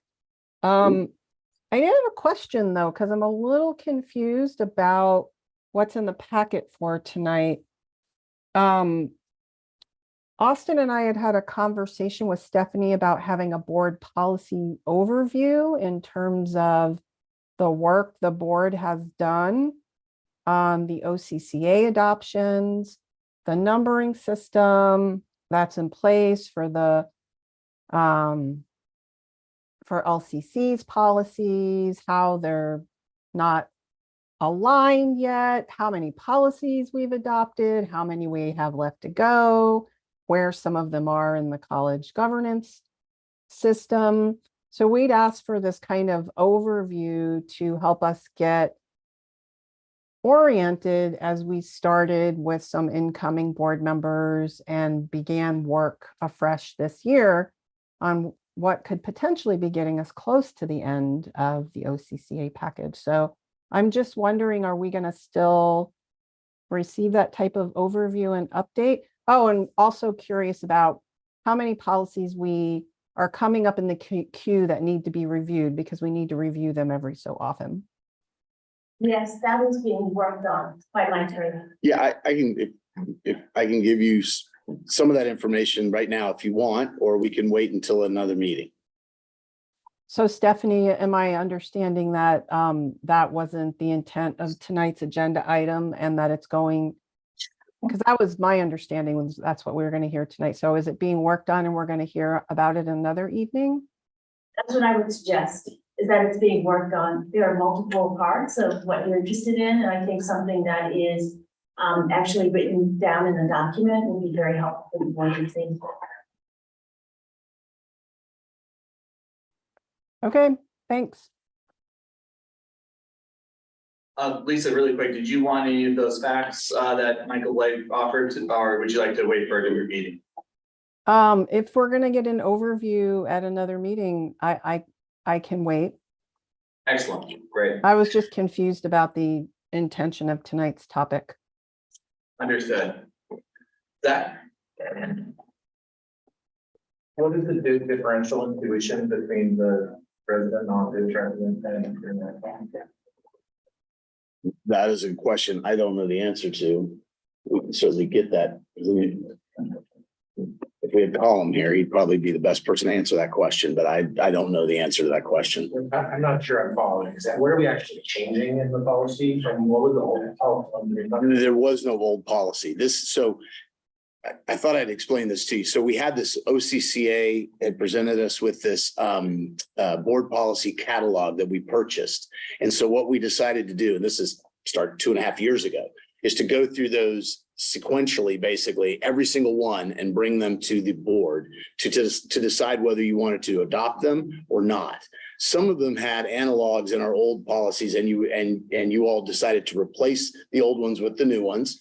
Some of them had ones that were kind of alike, and you decided to keep both. Some didn't have any. These two did not have any policies in the old group of Lane board policies that match these. So these are brand new policies. And what happened was there was a couple of issues with both of these policies that the board felt uncomfortable adopting. So they sent them to, so they asked Dr. Bolger to send them to shared governance, which she did. And they're coming back to you now with the language that the college feels comfortable with. If I'm following correctly, it would be a 3-month residency that they would have to be in the state 3 months to get residence. Yes, 90 continuous days prior to the first day of term. Thanks. Okay. And we'll try to get that answer for you in regards to this. But yeah, just to kind of clarify with the board, yeah, we so what's being presented tonight is these policies here for us to put into the consent agenda for next meeting. Usually how these policies come up is they come up during the discussion time period, and then they are brought forward in the consent agenda for us to pass. That's part of the reason why we wanted a board policy overview, so we could talk about the OCCA board policies that are kind of coming up that we would be looking at into and considering in the catalog. As a service that's provided by OCCA. So yeah, that was the hope of this presentation was going to be for tonight, but regardless though, we are being presented with a few board policies here to be considered for the consent agenda for our next board. They're new policies as opposed to changes to old policies. These two are new policies. There have been ones in the past where we have said, here's the old policy, here's the new one. You know, I recommend, or the college recommends you revoke the old policy and replace it with the new one. There have been cases where I've said, I think that they should both be in there. And so we've kept them both. And there's been a couple of instances where I've said, I recommend you keep the old policy because I think it's better than the new one. And so and usually the board has accepted my recommendations. Once in a while they haven't. There's also been instances where they've looked at a new policy that didn't really have a mate in the old policy regime and said, you know what, this just doesn't seem like a board policy to me. And so we're not going to adopt it. So again, we've just gone through the entire catalog of OCCA board policies, understanding that there are about 170 of them, and we had about 70 or so original policies. So there's way more OCCA policies than there were what I would call old Lane policies. Just to give you a little sense, so we didn't do any of the academic policies. There's 20 of those. I think there's 4 others. So the 20 of those went directly to shared governance. I think there's 4 other ones that remain in shared governance. And really that's the end of this exercise of going through the OCCA policy. So we're just waiting shared governance to give us what they're going to give us on those 20, I think it's 24 policies outstanding. Excellent. And Dr. Tinkham has answered to your previous question. Okay, I got the follow-up. Okay, so actually I don't. What I wanted to add is I didn't believe there was a question that came up. I had just started at the institution and this was being discussed. And one of the issues of diversity council was to make sure that this language was written that was very clear to campus community, because we were very concerned about undocumented students and them inadvertently being treated as an international student. And so hence that was why some of this language was then updated. And so that went through that process. And I served on diversity council last year. And again, I was brand new to the institution at the time. And if memory serves me correctly, it went through that process to make sure everybody was in agreement. So that operationally, when we're getting students who are undocumented, that they are not being, they're being treated as residents and not being assessed a fee that would not be considered equitable. And I think Grant Matthews went ahead and got the differences. Yeah, so currently resident tuition is $139 per credit. Non-resident tuition, if they're taking classes on campus, is $322.50 per credit, so about $184 difference. However, non-residents who are participating in online classes pay the resident tuition rate of $139. Excellent. Thank you for those answers there. You had a follow-up, and then I have a recommendation for next step here. Go ahead, Zach. Yeah, I know there are some subset of students that attend late while they're waiting to get in-state tuition at the University of Oregon. I believe they have a year cutoff to become an in-state student. Was there discussions on the trade-offs of a 3-month versus just allowing people day one to, basically trying to bring those students here? As opposed to, I don't recall. No, Yeah. I don't recall. I wasn't in those meetings, but shared governance meetings. I don't believe there was that conversation, but I know that the 90 days is quite generous. I know I have run into students on campus who've said, I just moved from out of state and I meet that cutoff and they're now enrolled. yeah, I don't know if there's a desire or a need to have a longer conversation or about the trade-offs of 90 days versus a year versus 0 days. But I would be open to that discussion if others wanted to have it. Excellent. My recommendation to the board is that we go ahead and put this in the consent agenda for the next meeting. If there is further discussion or questions or anything like that, we can always pull it from the consent agenda for further discussion. All right, I'm seeing head nods, thumbs up. Excellent. Move on to the next topic, which is my favorite, ethics training and affirmation.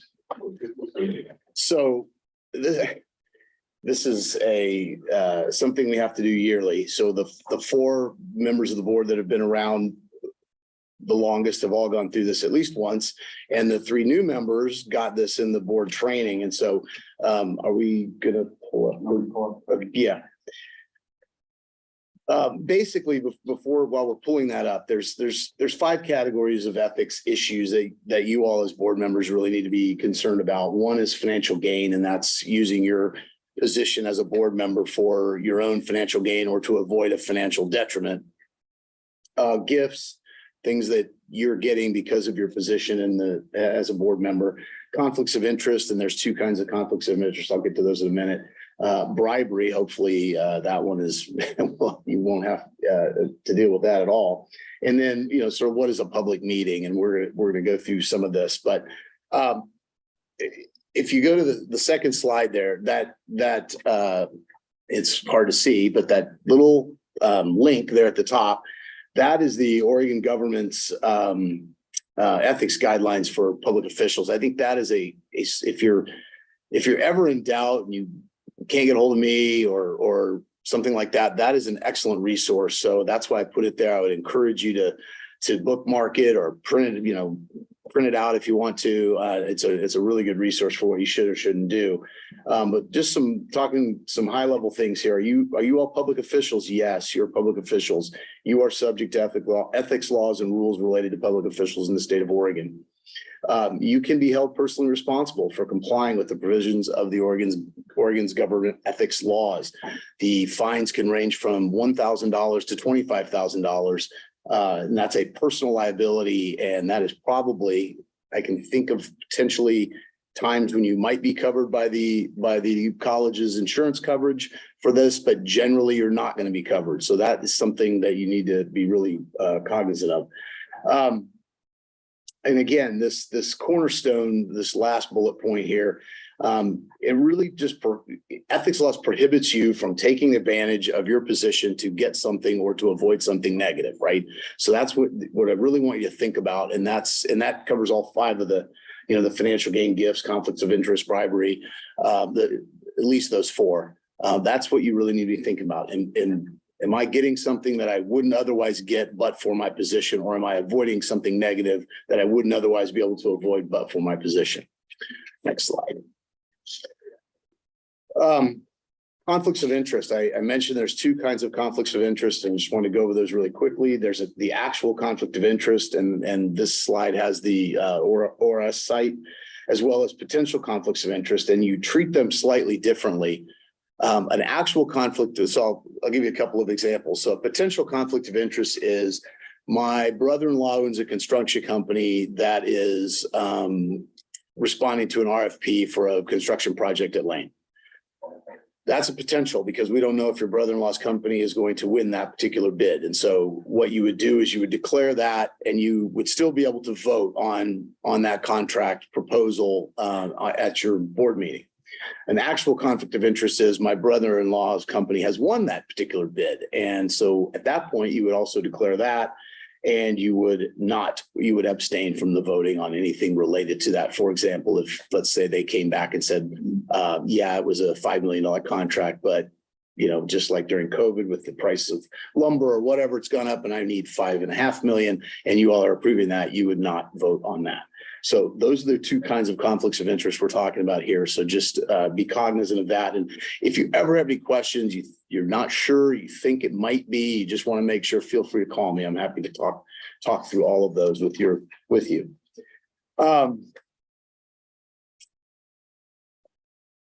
This next bullet point is interesting. So official actions that are taken usually are not going to be if you take it in error. In other words, if you did vote on that and it happened to be a 4-3 vote, and your vote was the one that pushed it over the top and approved that extra $500,000 for your brother-in-law's construction company, it's likely not going to.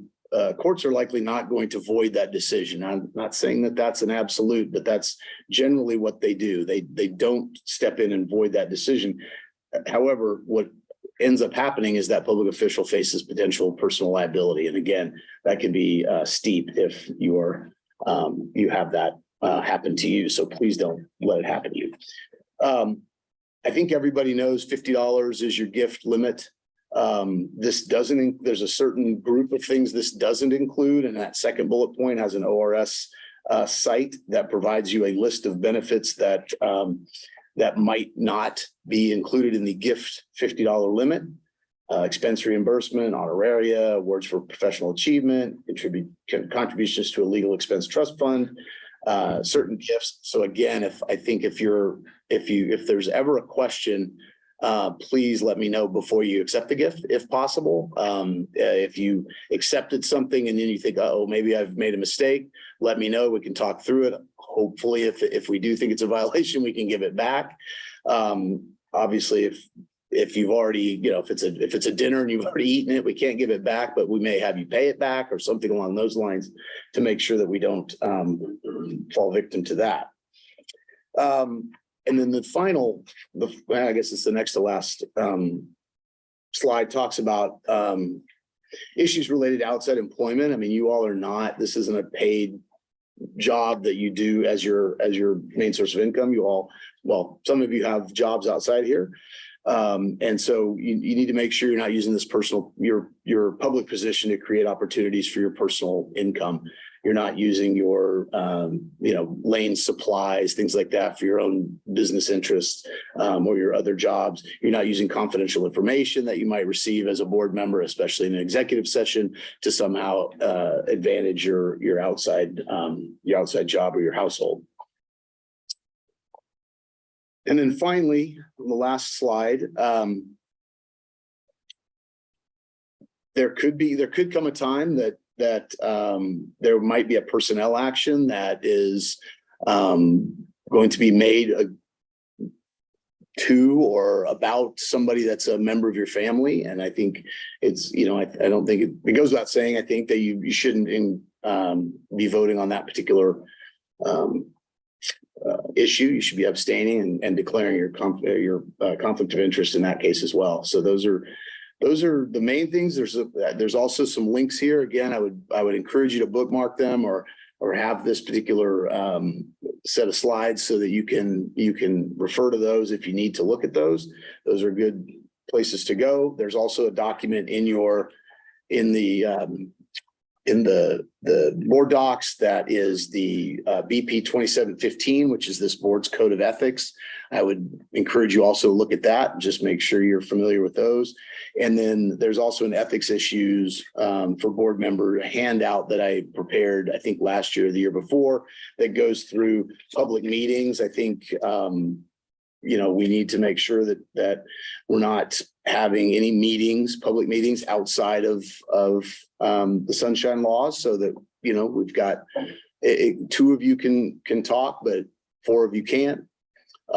You can go to a social event as long as you don't talk about matters before the board. If you want to talk about your kid's baseball team, that's great. If you want to talk about what do you think about shared governance and the discussion we just had, let's not do that. Let's keep that in front of the public. So, and I think I would just mention this because the 4J board sort of got sideways on this last year or the year before, I forget. They were texting each other with an encrypted app. I would strongly encourage you not to do that. Make sure that anything you're talking to other board members about lane business is in a situation that we can provide it as a open record if it's requested. So, any questions? Okay, and we have 6 minutes assigned for this, or 6 minutes left assigned for this. Sorry, one last thing, especially for the three of you online. I'm going to send you, you could have downloaded it from board docs, but there's your annual affirmation statement that I'll need you to sign and date and send to me. So I see a thumbs up from Mike. Lisa, if you want me to send it to you, I can, but it's on board docs. Steve, same thing. So there you go. And we got some signed ones here, so make sure to do that. Lisa, go ahead with your question. Hey, I have 3 actually.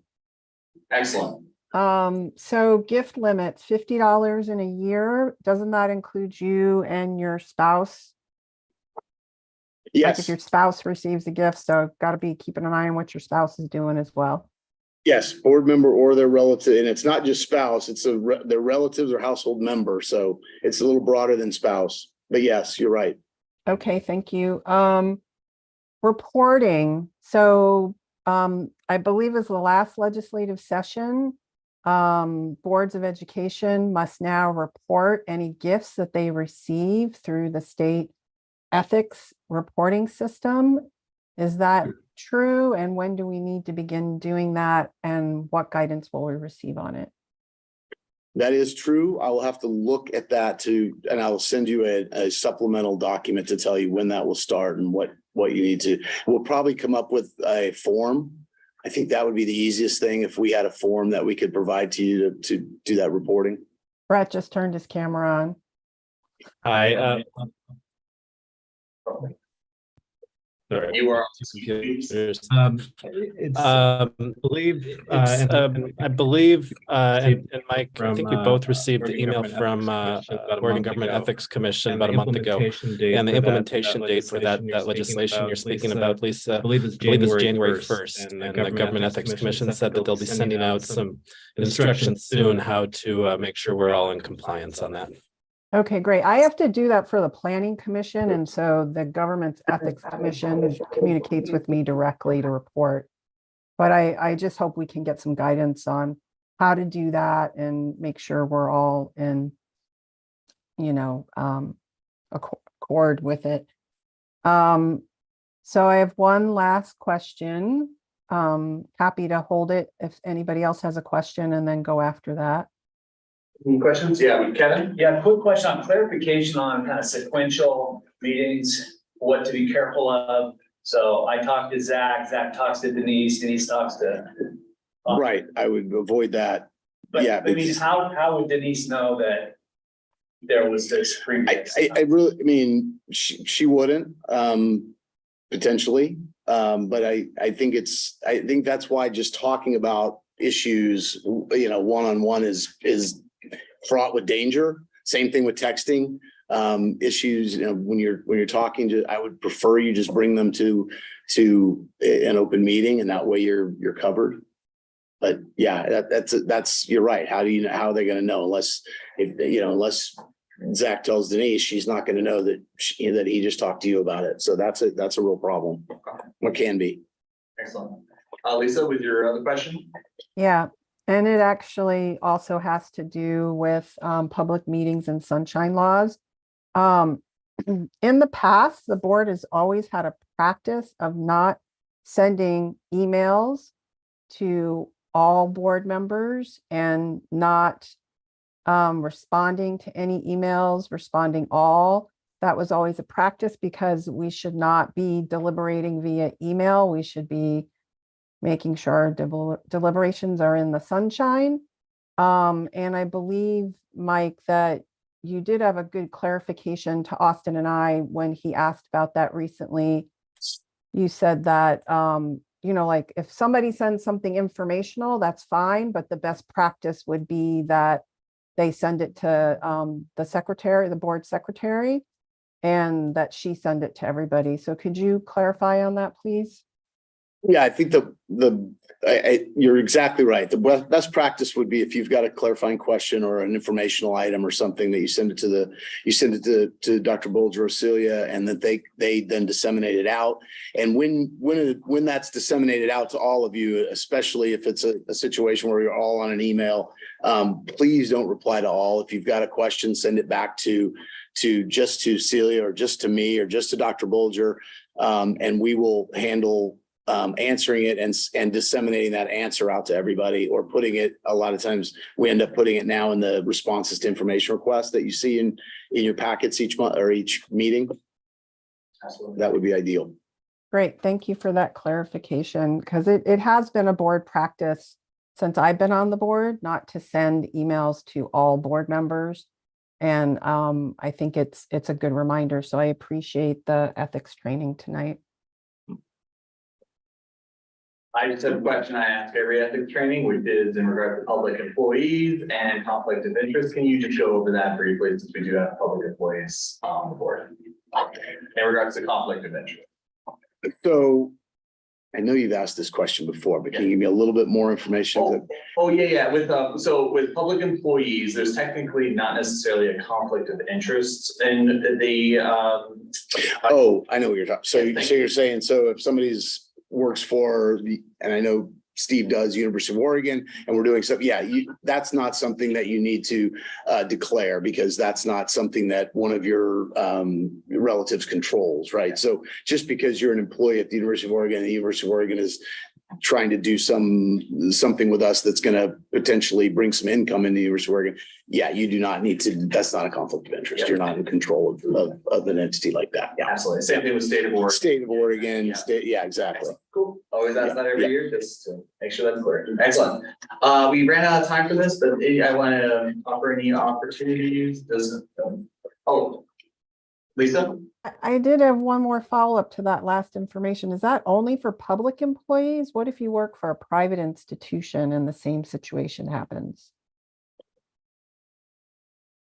Maybe, You know, if it was a publicly traded company or something like that, I think what I would do, frankly, is I would declare it as a potential conflict of interest and then vote. And if it was an actual conflict of interest, I think we'd have to look into that. I'd have to look a little deeper. Okay. If it's a privately held company, I would say you probably should follow the conflict of interest rules. okay, maybe I could follow up with you about that, Mike. Sure. Yeah. Okay, thank you. Excellent. Moving on to the next topic, which is Bachelor of Science in Nursing degree time. I'm going to summarize the document that's in the board packet about the Bachelor of Science in Nursing. And Grant Matthews is also here this evening. He's an AVP of Academic Affairs. And Grant was, I'm going to speak up, I think. Grant was deeply involved in the institution's prior development of the Bachelor of Applied Science. So as you are aware, Oregon community colleges received authority to offer the Bachelor of Science in Nursing this past June. This is limited to the Bachelor of Science in Nursing, not all Bachelor of Science degrees.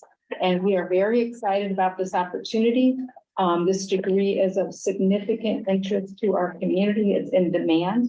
And our nursing program is already making initial plans to develop it. You are also aware that community colleges have received authority to offer the Bachelor of Applied Science, or the BAS. That happened in 2019.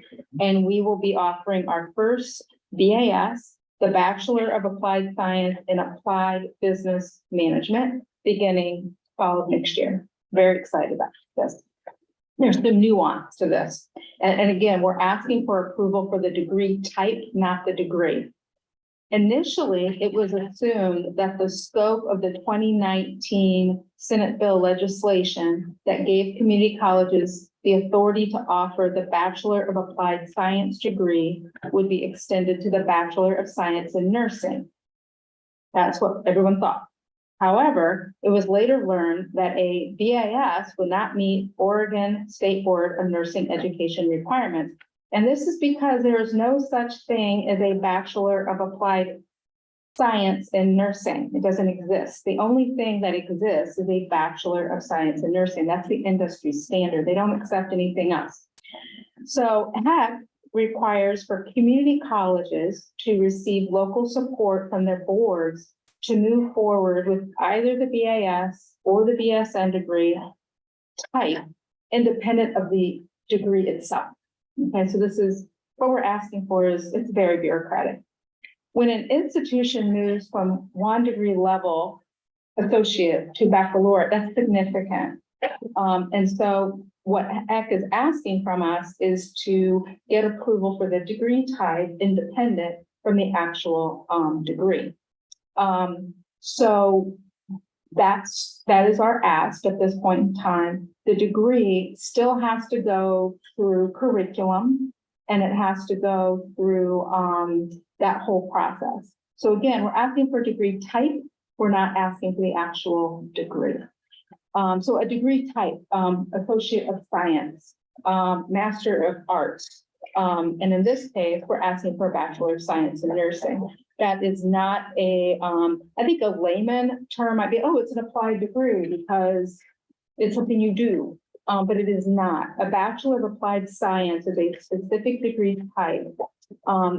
It is not a Bachelor of Science in Nursing, if that makes sense. And I have some confused looks. So I think there are some questions, and I will try to address them. And I also have Grant here. Go ahead, Zach. Yeah, it sounds like to develop a degree, you need to do this as a first step. Am I following that right? Correct, right. Because we're going from one degree level to the next. It wouldn't be, if this were an associate degree, no, we would just move forward with the degree. Now, for example, if we ever move forward again with another Bachelor of Applied Science, because we already have approval for it, we will not need to seek approval for the degree type before moving forward with our second BAS. So again, everyone thought it would be collapsed into one piece of or one process, and it's not, because they are separate degrees.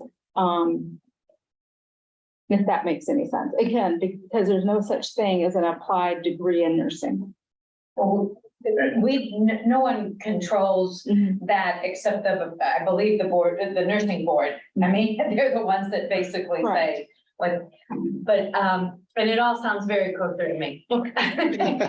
My question, yeah. My question is a little different. It's my experience that, there's a set of often international students, often the Philippines, just as an example, who have their degrees in their country, have a lot of experience, and then have to redo many things, right, to be able to work in that capacity in the States. Is this in the direction that we're going? Is there space in there that's going to help this population or this audience? Would we be able to help? That's a really interesting question. Are you thinking something like credit for prior learning, that sort of arrangement? Something that allows us to say, you can show us, you know, and often the transcripts, right, are authenticated, right, by international, you know, groups or whatever. And then if it comes back and says you need this, and this course, right? Then they could enter that at Lane, so we would have an audience, so to say, a particular audience that we might be able to serve. I don't have the knowledge to be able to answer that question specifically for nursing, but I think Grant wants to say something. Yeah, so, the legislation that passed for this Associates of Science, or excuse me, the Bachelor of Science nursing degree for community colleges, has some specific definition that it is specifically an RN to BSN program. So it does have an assumption that there is some sort of licensure that exists already as an RN before they can complete that bachelor's degree. The other assumption that's a little bit squishy in the legislative language is whether that requires an associate's degree in nursing in order to make that progress through to the BSN. It just clarifies it as an RN to BSN. So this is pretty nascent here in Oregon. There's some opportunity from clarification from HEC, but things like credit for prior learning or other education opportunities from out of country or otherwise might be found to address the RN portion of the licensure in the RN to BSN pathway, or the ability to sit for the NCLEX and do that. So the answer is, it is a specific RN to BSN program, degree type. There's an assumption that it's based on an associate's degree at the beginning, but because it's new, a lot of what you're asking has not been tested yet in against the legislative language or the HEC policy. And just to take it one step further, just because I'm interested in getting revenue for all of this, is the connection between the graduate, the potential graduate and the BSN to the job placement and the relationship to our hospitals and health care providers and all of that, because these are big employers, right? They're very big employers. So that's yet to be, but they'll have to do what do you call not internship, but on-site. There's less of it because this is what's considered a 2+2 degree. These individuals already have a license. Okay. So these are more the upper division courses where they're learning how to do assessment, and more of, I would say, population, community type work. So these degrees are really attractive because the hard lift in nursing is the first 2 years. Because of the clinical placement is very heavy in the first 2 years, and also because of the amount of support a student needs in those first 2 years. And we do have Jennifer, I think, is online. She wants to. Jennifer, having your associate director for the nursing. So I don't know if Jennifer wants to speak to any of this, if she's still online. Yeah, Jennifer, go ahead. Hi, yes, I'm here. Is there a specific question that you want me to answer regarding job placement, bachelor degree, entry level? Let's see. Well, we do have, do you want to repeat your original question? Well, I was just in the big picture of this. I mean, I know this has to go through all these different phases, but in the big picture of this is also our opportunity, right, to be connected to the job sources in this field, right, in our communities. Absolutely. I mean, most employers prefer to have a bachelor prepared nurse, and greater than 70% of nurses in the US enter the nursing workforce with a bachelor degree. We are far below that in Oregon. We're even further below that in Lane County. I mean, we're the largest associate degree program in the state, and here just in Lane County, we graduate far more nurses. The only bachelor program is Bushnell, and they have a very small cohort. So most of your nurses out there in Lane County are associate prepared nurses. Does that help?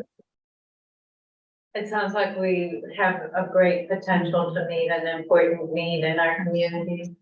Absolutely.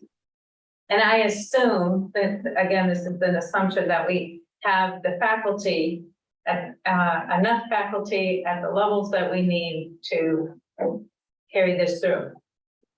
We This do. is, it's very hard to get nursing faculty. This is a known nationwide. Excellent. Lisa, you had a question and I'll put myself in the queue. And Zach, go ahead, Lisa. I wanted to move the resolution as recommended by Academic Affairs. Yes, that is, yeah, that's the end goal of this. Yeah. Yeah, so really quick though, we don't have to take, so this will go on. I'm sorry, right? This is a work session. Exactly, yeah, precisely. As much as I would love to pass it right now, but, Thanks. I'm just really excited about this I- opportunity. So thank you, Shelley, for the clear description. Thank you, Grant, for all your work. I'm super excited. I'll be ready at the board meeting to pass this. Love it, It love has it. my And yes, I just have two brief questions. One is that it doesn't have to be a standalone action item. We could just put it in the consent agenda in regards to the rules around that. That does not have to be answered right here, right now. So essentially, we want to put it in the consent agenda because this is a discussion item and so forth. It doesn't have to be a standalone action item, correct? No. Yes, the board, excuse me, the board doesn't even take action on that. Well, yeah. So I'm saying in the agenda, it could be in the consent agenda or it could be an action item in there. Yeah, so we are recommending it goes in the consent agenda, correct? I'm not sure. If the board is recommending. Right, yeah. You You can pass it through the consent agenda, yes. When you were talking about the rules though, it made me think like it had to be a standalone action item and okay, cool. It's a standalone degree. Exactly. Thank you. Yeah. Appreciate that. It's the only. Thank you so much. Additional clarification question in regards to prior education, especially for like international refugees who were nurses in their own countries and so forth. Obviously, opportunities to transfer into nursing programs here. How will this help in that regard? I think what Grant had said previously, the assumption is that this degree, that the individual is already licensed. Okay. And I think some of those rules have been worked out, but any sort of assessment, I'm gonna ask the experts in nursing to do, and they're gonna be closer to the ground than I am. Yeah, I will clarify that the legislative intent with this degree was for Oregon residents. So there is, so that's kind of the assumption and the impetus for this legislation passing and otherwise. So a lot of those questions around international and refugee students has not really been addressed through the legislation and hasn't been addressed yet through the administrative rule process. We could look at addressing it again through the design of the program, so long as we meet the expectations of that RN to BSN pathway with licensure from the start. Because of course, an Oregon resident could in fact be. Yeah. They're not mutually exclusive. But what we could is take note of these questions because the rulemaking is taking place now, and then we can inquire and get back with you on that. Absolutely, because I think it is a great equity question. Absolutely. Zach? Exactly. Yeah, we only have a minute left on this topic, so. I just have a couple very quick questions. Can you speak to the income expected, like average median incomes of a 2-year versus 4-year degree? I would not know that off the top of my head. I could get that information for you. I can say that advanced nursing, which is where the money is at, you really do need that 4-year degree. So for example, ICU, those nurses make significant hourly wages. It's going to be very difficult. The employer is going to be looking at a 4-year nurse for that. So we can get that for you and get back with you. Thank you. In terms of offering this degree grant program, who are our competitors for a 4-year degrees? I think you mentioned Bushnell. Bushnell, within this area is Bushnell. But Oregon line. OHSU. Who else is Portland's, University of Portland, Linfield, And quite frankly, we will have other, I don't know that we call them competitors, but the other community colleges are looking at this. Chemeketa, COCC, others are also looking at this new degree type.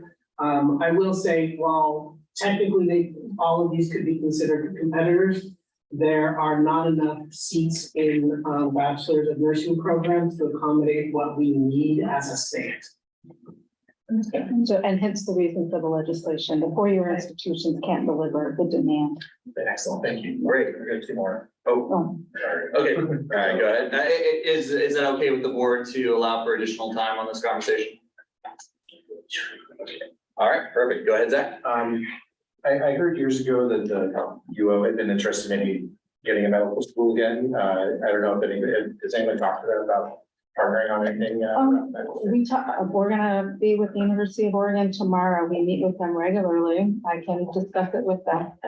Yeah. And then lastly, with Peace Health likely shutting down, I might be crazy, but I just want to know if there are any opportunities there and put that out there as something. I don't know if there's any opportunity, if there's potential for classroom space or it might not be a good fit, but I wanted to ask if there's an opportunity there. And we also partner with Peace Health, and we meet with them regularly as well in our development of our nursing agreement with them, and we can bring that up. So. Looks like there's overall support though, so we'll be putting this in the consent agenda for the next board meeting. On to LCC Florence Center. Go ahead. Where is that? It's where you're at. Are you guys ready for another 20 minutes? I could just let you go home and you can just, receive my report and yeah. Thank you. It's always excellent to have you here in Florence. It's I try to get to as many meetings as I can in Eugene. If I can't, I zoom in, but it's great having you here. I understand that the board came with some specific questions that you were hoping to get answered. So let me just answer those questions. How about that? Excellent. We'll try to get you out of here before it's tomorrow.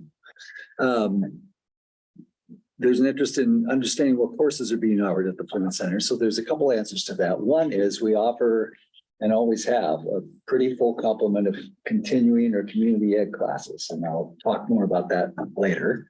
And I left some of those catalogs for the current term right over yon. You can pick one up as you wander out. All of our programming, both on the credit and the non-credit side, have been severely impacted because of 2 years of COVID impact. And then we have been under construction here in the center for 18 months now. Like literally even today, we still had people here doing some things, finishing up some, final punch list items. So this fall term, we have 2 credit classes that we're offering. That's the lowest we've had in a long time, but it's also intentional in that we knew that, like even this summer, we were we had moved all the operations, all of our offices and everything to the north building, and we had to move back. And then that building became really dysfunctional for a season of time. So we've been playing this little game of going back and forth.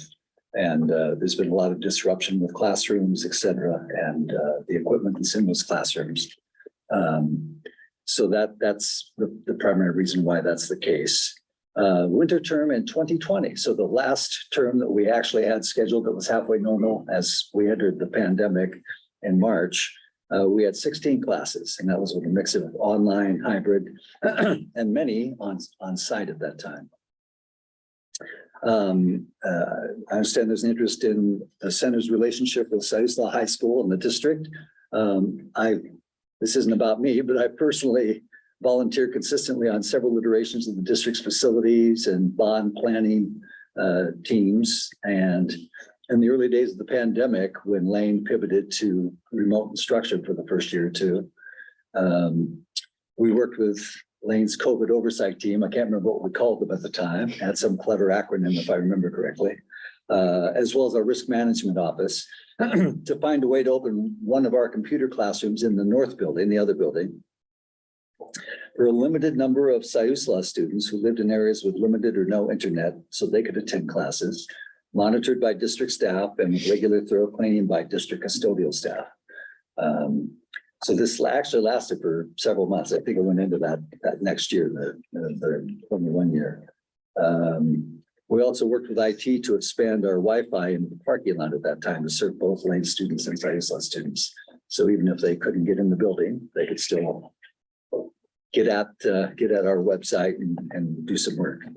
We also have a pretty robust schedule of College Now courses that are taught at Siuslaw. There's 16 courses, from business and office professional courses, several writing courses, computer science and information technology, a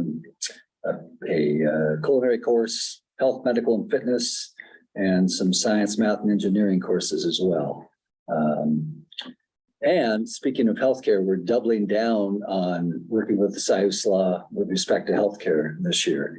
Going into this academic year, we worked to reboot what Lane had, but it had kind of gone dormant, a 1-year basic healthcare certificate program.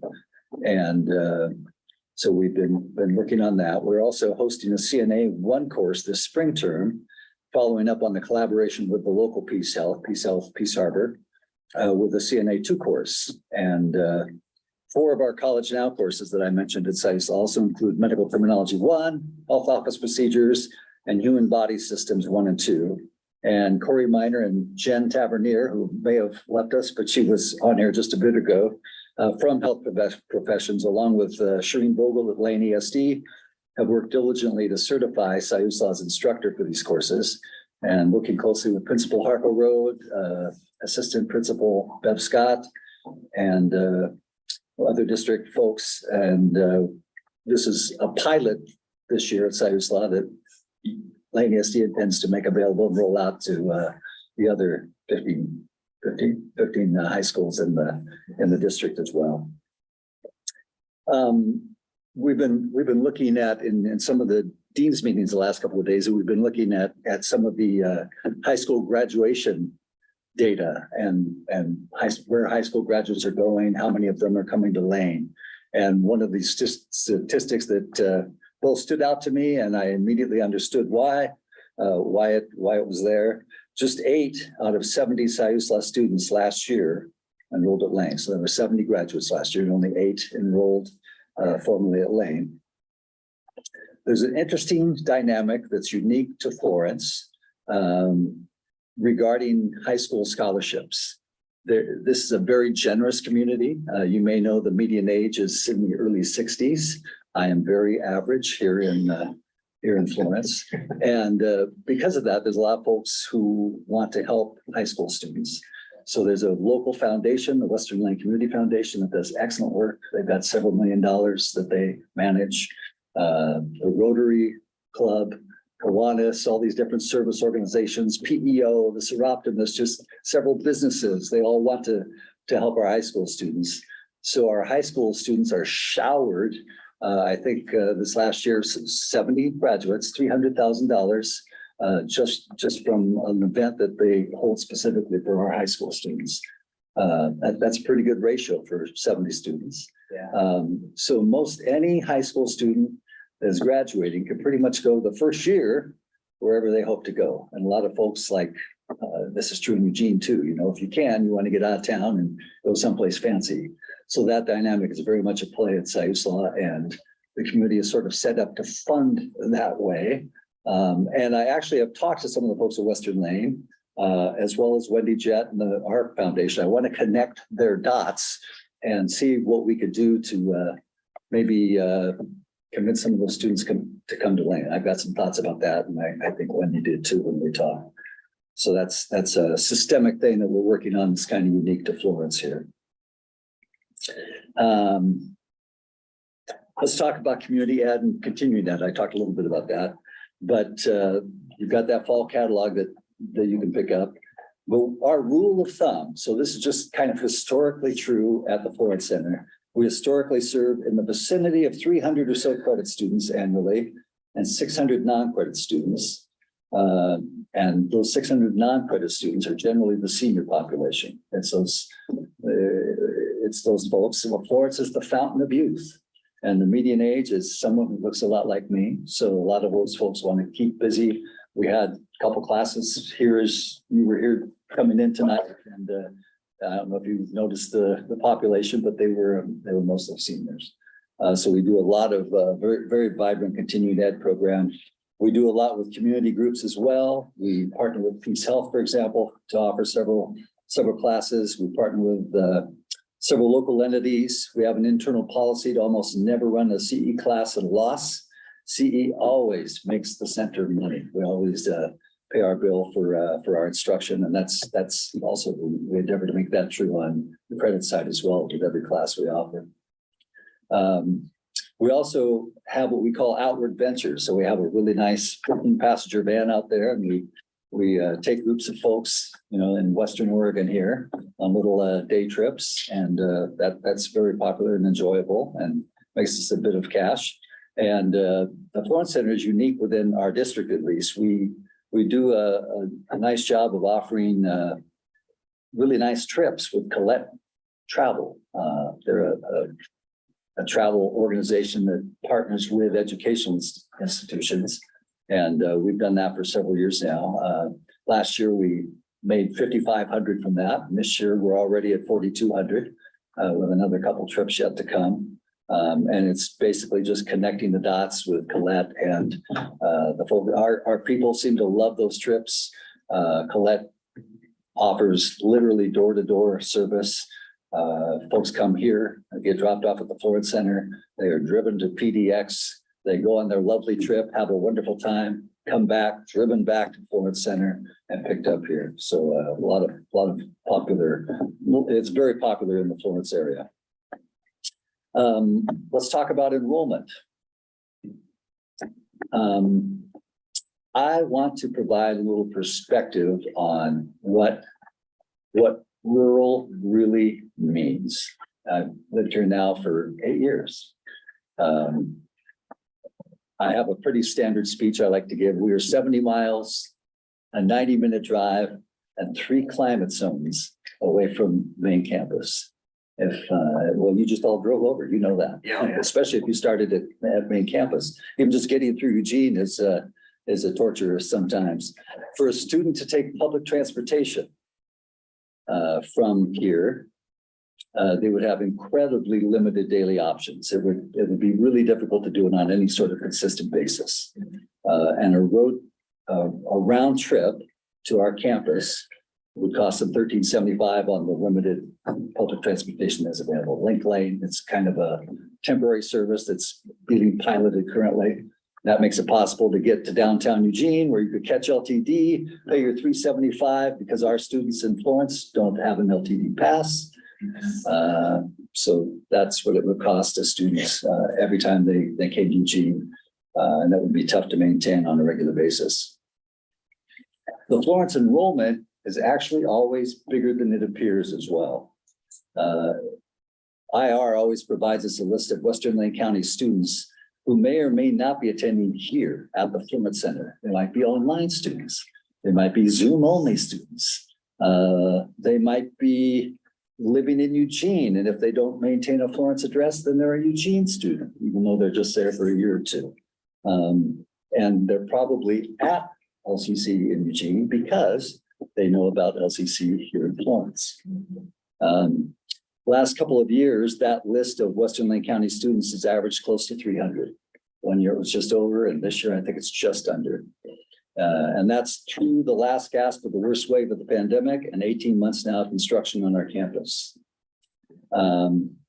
Also, to give you some sense of perspective in terms of size, the population of Western Lane County, which is basically Walton to the east, all the way to Florence, or you could think of it as the Mapleton School District boundaries combined. It's all of Western Lane County. when I first came here, I think maybe in like 2016 or so, I figured out at that time, and I think the disparity is probably worse now, if you could magically take every resident of Western Lake County and put them someplace, they would all fit into the Thurston neighborhood of Springfield. That's what the population is like over in Western Lake County, the whole county, the whole Western Lake County. The foundation, when we had our grand reopening in June, some of you were in attendance. Austin was here, Dr. Vulture was here, I think Kevin was here. I can't remember if Denise came by, but several of you were here. The foundation, who was responsible for the food and the beverage that evening, so they were watching, they estimated the crowd at 150 attendees, and we were a population of 10,000 people in Florence. If you do the math, that's the equivalent of more than 2,600 showing up for a similar event in Eugene, or 3,600 if you include the city of Springfield. It was an awfully nice turnout. I mentioned that Siuslaw High School graduates just 70 students last year. Mapleton had 5 graduates. We passed Mapleton on the way here. They're doing great work, but it's a very small community. The Eugene Springfield High Schools alone, just Eugene Springfield, not the outlying areas, not Crestwell, not Pleasant Hill, not Junction City, had 2,187 graduates this last year. So I want to describe, given that proportionality, what it's like in the rural centers, and now I'm speaking perhaps a bit with Cottage Grove in mind as well, what it's like when we get budget cuts. To some degree, I feel like the rural centers are the canary in the coal mine. Very early on in my tenure, intercampus mail service, which happens all the time on main campus, things get delivered to the airport, they go to Cottage Grove at the time and to downtown campus. That ceased to happen. So basically at the time, and it's still true, I often get to Eugene for various reasons. So myself or one of my staff is the intercampus mail courier these days. And that's fine with just the mail, but sometimes it's, like a ream of paper or a box of paper or custodial equipment, computers, anything and everything. We took lots of computers back and forth during the pandemic. We used to have a counselor. The counselor is gone. We used to have an advisor here 2 days a week and worked at WorkSource 3 days a week. And that advisor, a lot of these things were just not funded once folks retired. So it's entirely reasonable and fiscally responsible management, but it impacts us greatly, in terms of the impact on our FTE of staff. It impacts us much heavier in the rural centers. I was looking at a stat in one of the recent standard data packages at co-op enrollments. In 2010, we had almost 40 FTE in co-op. And by 2019, and it went down year after year after year. By 2019, it was down to 0.21. And I can tell you exactly why. Those early years, 2010, and decreasingly so going forward, there was originally somebody here full-time who knew the community, had networked with different businesses that wanted to help our students. And they also knew our students. They were here on campus, they knew our students, and they connected those dots. Co-op did a great job. But over the years, those hours were peeled back. Folks came over from Eugene instead, and they had no sense of who the businesses were that they ought to connect with. And slowly but surely, our co-op just radically dropped. IT, we've had an IT person here, at least part-time, except for the great C3 purge when we went into the pandemic. But when our IT person retired recently, that IT person hasn't been replaced. I was the IT person tonight. And my staff is often the IT person when it comes to helping our students. and trying to troubleshoot various and sundry things. Thankfully, facilities has taken over our facilities maintenance person and our custodial person. So that comes from their budget. That helps us. We appreciate that. We had a pretty vibrant local ABSE, GED, ELL program. Leonora Kent was here this evening. She's now on she's been on the Lane ESD board for a while. She finally really retired from Lane, and we miss her desperately. But again, the folks on main campus tried to hire someone locally, but weren't able to in time. So right now our ABSE program is floundering because it's just remote. Remote isn't bad, but it's still not good, especially in rural areas. A lot of our students are first generation. They are rural. Students who are just coming out of high school, they've had some time now to be in remote learning of various sorts, but there's still a lot of need for face-to-face in a lot of different ways. You may know that we had an MOA with LCCEA for the first few years that I was here that enabled us to hire our own instructors. So we had a lot of local instructors on site. Again, Florence has a retirement community, a lot of folks who know a lot of stuff here that are often showing up at our door and saying, "What can I teach?" Well, you can't, because we can't do that. Everything is hired through the main divisions on the campus. And that has been difficult. The MOA created basically a separate pool. So if you were in Florence, you weren't earning any sort of tenure or seniority on main campus, and vice versa. I'd love to see that reinstated going forward. I mentioned the scholarship issues. And if the Florence Center were ever to go away, I know that a lot of the Florence community is a giving community, and it benefits our foundation as well. It benefits our students as well. It's been a while since I've asked the foundation. I can't remember what the term was. Almost done. I can't remember what the term was, but I asked the foundation, so how much did Florence give this last, whatever it was, year or two or whatever it was? And they said over $500,000. And also, I'm happy to report that Western Lane County, for the first time in 2020, just about got to 50% of Western Lane County voters voting for our bond. It's a retirement community. A lot of folks hate property tax, and it usually fails miserably here, but we got to over 50%. This community would vote no in the future, I promise you, if the Florence Center went away. Yeah, what else do I want to tell you? We are working on some other great things. I mentioned that we're continuing to collaborate with Stanislaus High School. We're working hard, and I've had several conversations with Grant about things we can do to increase CTE opportunities for students here in the trades. That's really important to this community. I get asked about it all the time.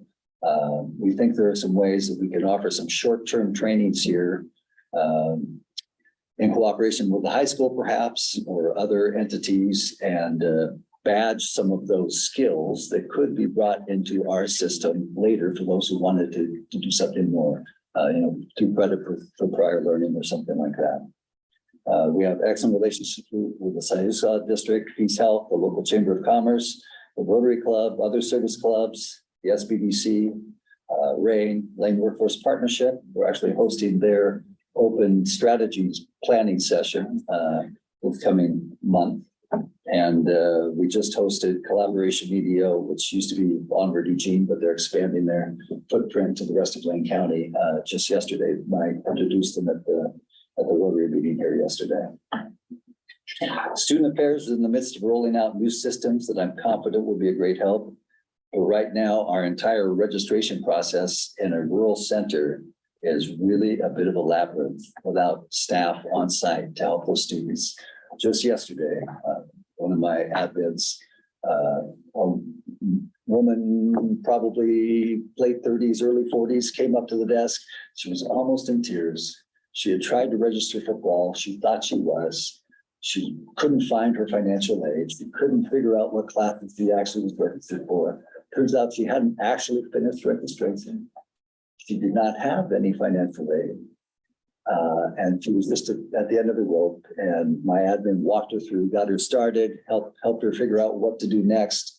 And she's planning to enroll winter term. But that story is repeated over and over again in the rural centers. We don't have a counselor, we don't have an advisor, we don't have people to help.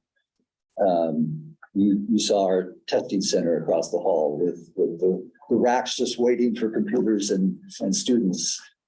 So we continue to need your help, and we appreciate it in these areas. Really, a great deal. Thank you. We'll take some time. I know we went over some here, but I do want to take some time for board comments and questions. Zach, you have a question? A couple of quick follow-ups to the question. You mentioned trips through a third-party provider. Are people earning credits for going on those trips, or is it just a non-credit? It is non-credit. I'm often reminded every time we have an in-service and we're all filling out our L numbers and getting FTE. We don't do a good job, maybe because we're pretty short-staffed, but we don't do a good job, getting FTE for some of those things. We do get FTE for our non-credit offerings that we do. But those, like the Colette travel and some of those things, I don't think we've really thought about, submitting that for FTE, and we should do all those things. Even we often, will host groups from the fire station or the Chamber of Commerce. We don't always track who's coming and collect those for FTE. So it sounds like fun trips. Yeah. We got some flyers out there. There's 16 college now courses at Sizzla High. Can you Yes. comment on, how many credits high school graduates are earning, or any opportunities to expand that? I'm sure there is. I pulled that off of the College Now app that's on the Lane website. So I don't know what the actual enrollment is. And I've noticed, I've looked at that in the past, and it's a different collection of classes, which is interesting. I mean, it's always evolving based on student interests and needs at the high school. But I can't tell you what those actual enrollment numbers are. Several of them are those health occupations classes that we just began offering.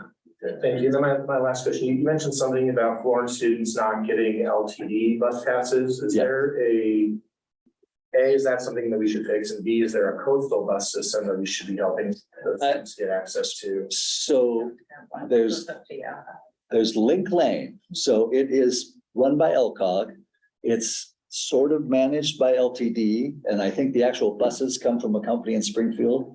I've managed to be on some of their planning committees when they re-up for the funding through the TSP grants, the Transportation System Planning grants. So it's sort of messy. It's not like there's one entity that you could say, help us. But I've mentioned several times to folks that we would love to see some way to get Florence students included and get bus passes that enable them to take that little bus over to downtown Eugene. Come back. So there's currently a bus from the coast to Eugene. $5 each way. Okay, and then once they get to Eugene, they have to pay for their LTD LTD bus pass. Yeah, and the LTD bus pass, it's a good and a bad. The good thing is, for most of our students who don't have a need to go to Eugene, if they're taking all their classes here, taking online, we don't want them to have to pay the LTD bus fee. It's $27, or at least it used to be. Is that what it still is? Yeah. So why should they pay for something they're not getting? But if it was of value to them, if it could get them to Eugene, if it could get them to our campus, that would be invaluable. I'm just putting out, maybe there's a way for how they can opt into that fee if they do need to make that trip. Or, figuring out how they can get the one way each way paid for. That's okay. You have to know the time. Thank you.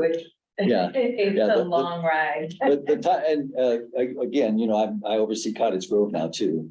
I looked at their bus schedule, and it's minimal service now. So even though you're only 25 miles away, if you're in Cottage Grove, like if you're there past 4 or 5 o'clock, you're not getting home till tomorrow morning at 6:35. There's only like one round trip a day. Maybe it was two, but yeah. I don't know if there's an easy fix, but I appreciate you raising. Yes. Excellent. Kevin? Yeah, so Russ, thank you so much. It's great to be here in Florence, always. Great to have you. You're singing my tune. I graduated from Pearl High School, 24, my graduating class, 4 of us went to college. And so 2 of us started at LCC. That's awesome. That's a familiar pathway for me. Yeah. You mentioned all the great things that you're trying to do to increase your enrollment with the typical, 18 to 22-year-olds. Yep. And you talked about this, retirement age community. And I'm just wondering if there's capacity to increase enrollment in that, 22 to whatever age. Yes, we do talk about that. There are some challenges and some possibilities. So one thing, I have a friend who works for Lane WorkSource, the unemployment agency or employment agency. And she talks about the rural areas. I love her saying on this. I won't do it justice. But she describes that, like in Eugene, if you're talking economic development, you're trying to bring in these high growth, high wage opportunities. And that is awesome. We should be doing that. But in a place like Florence, in these rural communities, we have to think smaller and start smaller and get them on a path to something. So, for example, with CNA, the local Peace Health, and all those folks are local, they're Florence residents. The CAO there, Jason Hawkins, who's on our local advisory committee. We're working on a plan where Peace Health will pay most of those fees that students have to pay to take the course at all. And they are planning to pay through their foundation for both the CNA 1 costs and the CNA 2 costs, and not just for students who end up going into Peace Health. In fact, Peace Health doesn't even hire CNAs unless they're at least CNA 2s. But if we can get more students in Florence with CNA 1s, make it possible for them to take a CNA 2 training, help them figure out and pay for the tests that they have to take with the Oregon Board of Nursing, then we're doing the entire community, the entire state of it. Yeah, thank you. Just so quickly, I'd be interested in, collaborating or figuring out ways to get that MOA reinstituted or restarted, whatever the words are. Thank you. That Yes. sounds like, an important need. Yeah. Yeah. Definitely, and my understanding is that it has not yet been presented to the faculty association. Yeah, it had, I think it just expired and no one even knew it until the pandemic. And then, all of a sudden, a faculty member in Eugene who was able to teach online was looking at classes in their field and said, well, I could have taught that from here. And and rightly so. I mean, that's all legit, but it's unfortunate. I mean, just in my time, I've met, retired accountants and, who've taught. So there's, Yes. as you said before, there's a wealth of retired teachers and faculty members in the community. I'd like to suggest a few things. I understand what is said about the trades, and maybe that mobile unit that might be for the rural areas as part of the bond issue that hasn't yet been allocated. Those certificates of completion, as we had noted on a previous business one, I think we recently did a 2 certificates. And I think sometimes that really helps. It's a start, and I think those kinds of looking to what some of the interests are, as you're saying, from the high school, but also, as Kevin, you were saying, the mid-range. I think we know that we have childcare needs here, small business advisory needs. And again, in the trades, and our ability to maybe offer, those certificates of completion as a start to say, you know, you have taken this birthday course or this, you know, early childhood, whatever, and, you know, just as a good motivation to get out there and some of these small businesses, which this community has many, as we know, many, all of Western Maine, small businesses. That's what people do. They're very enterprising, right? And in many fields. So if we can maybe link to that, you know, with our small business development group, I think someone told me that they will have an office space here. Yeah, we intentionally have an office that's free for groups to come in and. Yeah, so Be in some ways, I think using I recently had a conversation with our local radio station about an event actually that was gonna go on at CST or KXCR? the one, yeah, for Backstreet Gallery, and I was just asking them, just conversation. I had never walked into the little house there across from the library. Yes. And just, you know, oh, do you do internships? Do you know, high school program? And they said, oh, we'd love to have, you know. So that was kind of exciting to hear, you know, hands-on and that kind of thing for people, students who are interested in that, that domain, right? So I think that getting our word out there of, you know, these things and using the space, this is a lovely space. So much hard work has gone into it, and just it'll take time. Right, as you. Yeah, So it won't take long. We have used this space well before the renovation. And now we're just letting people know we're back, and we're getting a lot of interest in people coming. Hosting things, even if it's, you know, poetry reading or what have you. Just that the community knows and sees and then links and wants to know more. What are you doing over there, kind of thing. So I think we are a very important, essential part of this community, and I think our presence just being more felt and more connected and more service, getting there. But I would just, you know, anything that can be done to support that.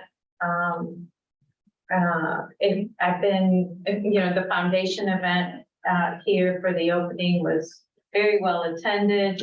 The graduation for the GED was small attendance, but very heartfelt, right? People just with their families, just very nice. So anything that supports the work, you know, this is, it's challenging. It's challenging. Yeah, excellent. I agree. Unless any other board members have a comment, I'll try to keep it brief. In regards to a concern that you had, which was a closure of this campus, I will just speak for myself as a board member. I will never vote as a board member for the closure of this campus. I think that the investment that we have put with the bond into this, I hope expands our support for this community, and I hope that they see that in that work. I would and Austin, if I may. Oh, yeah. I don't think we're in danger of 100%. Yes, But if it was we're just dying by attrition, you know, slowly but surely. And I understand the whole big budget picture too. Totally, yeah. But let me just simply state that if there is any concern about community members, that they can count on me never to vote on something. Thank you. And I would advise the president that I would be in full support of the MOU in regards to if we need to get that process started with the faculty in any way, shape, or form. I'm in complete support of those conversations happening. Additionally, I know that there's a high percentage of people that qualify for food stamps and already health plan here and so forth. There's programs such as STEP, which allows for things like bus passes and gas cards, if that's the case. I know in rural communities, everybody has to have their own car, otherwise they're not getting anywhere. So STEP program can allow for that, as well as paying for their education and coursework and classes. If there is a need for a counselor, I would hope that a STEP counselor would be amenable to that.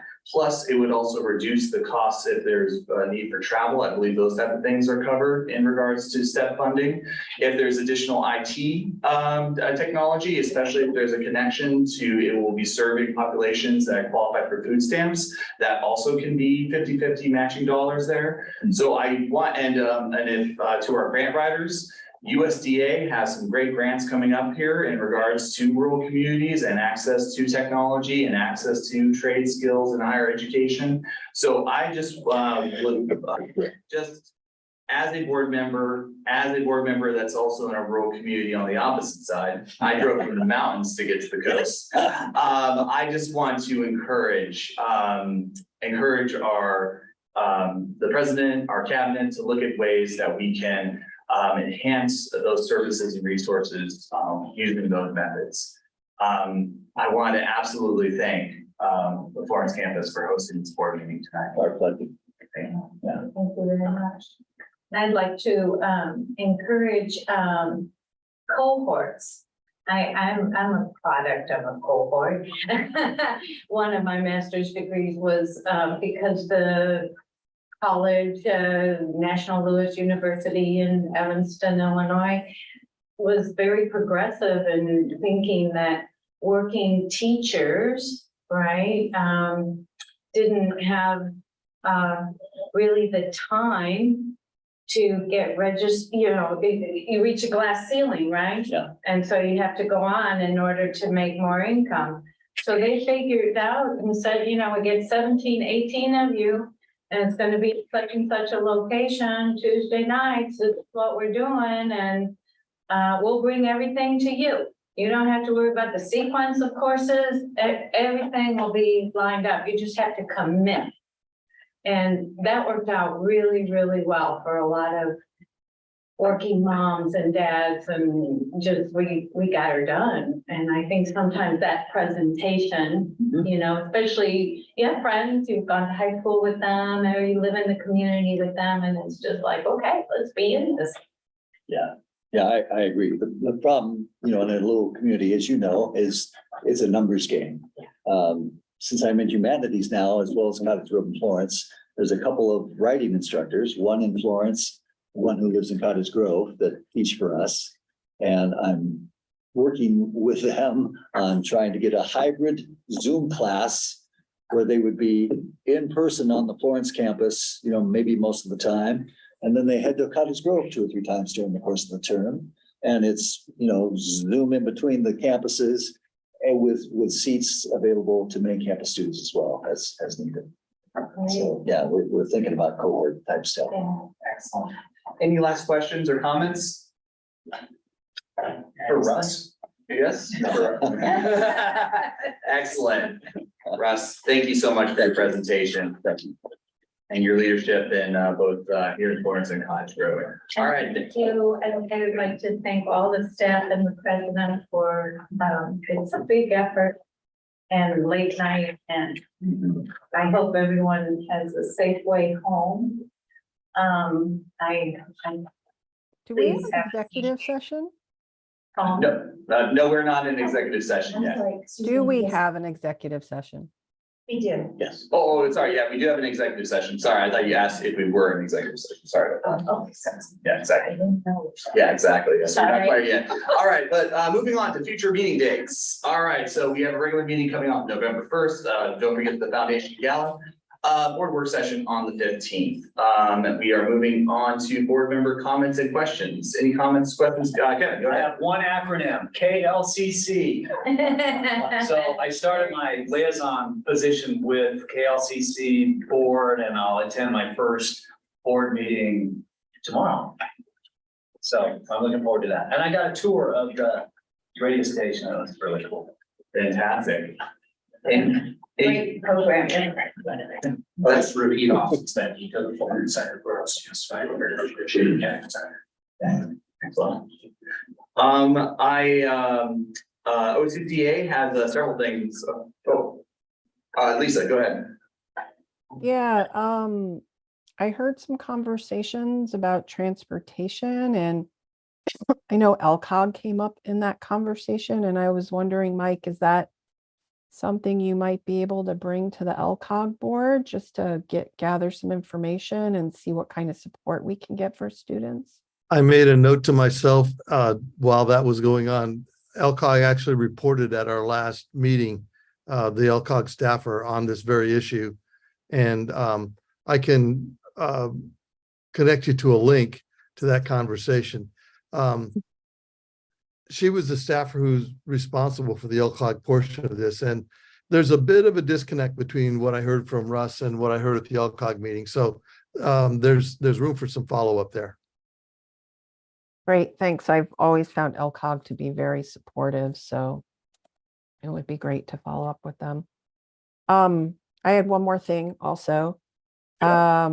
So I think some people, I think all of us received additional information about this, but I was able to attend the LCC Foundation meeting yesterday where presentation was given by a consultant about I guess the correct word isn't a capital funds campaign, but kind of a campaign that they've been thinking about, and it was very encouraging and something that looks like it'll be moving forward. And I'm sure when the time is right, we'll receive additional information about it from Dr. Bolger.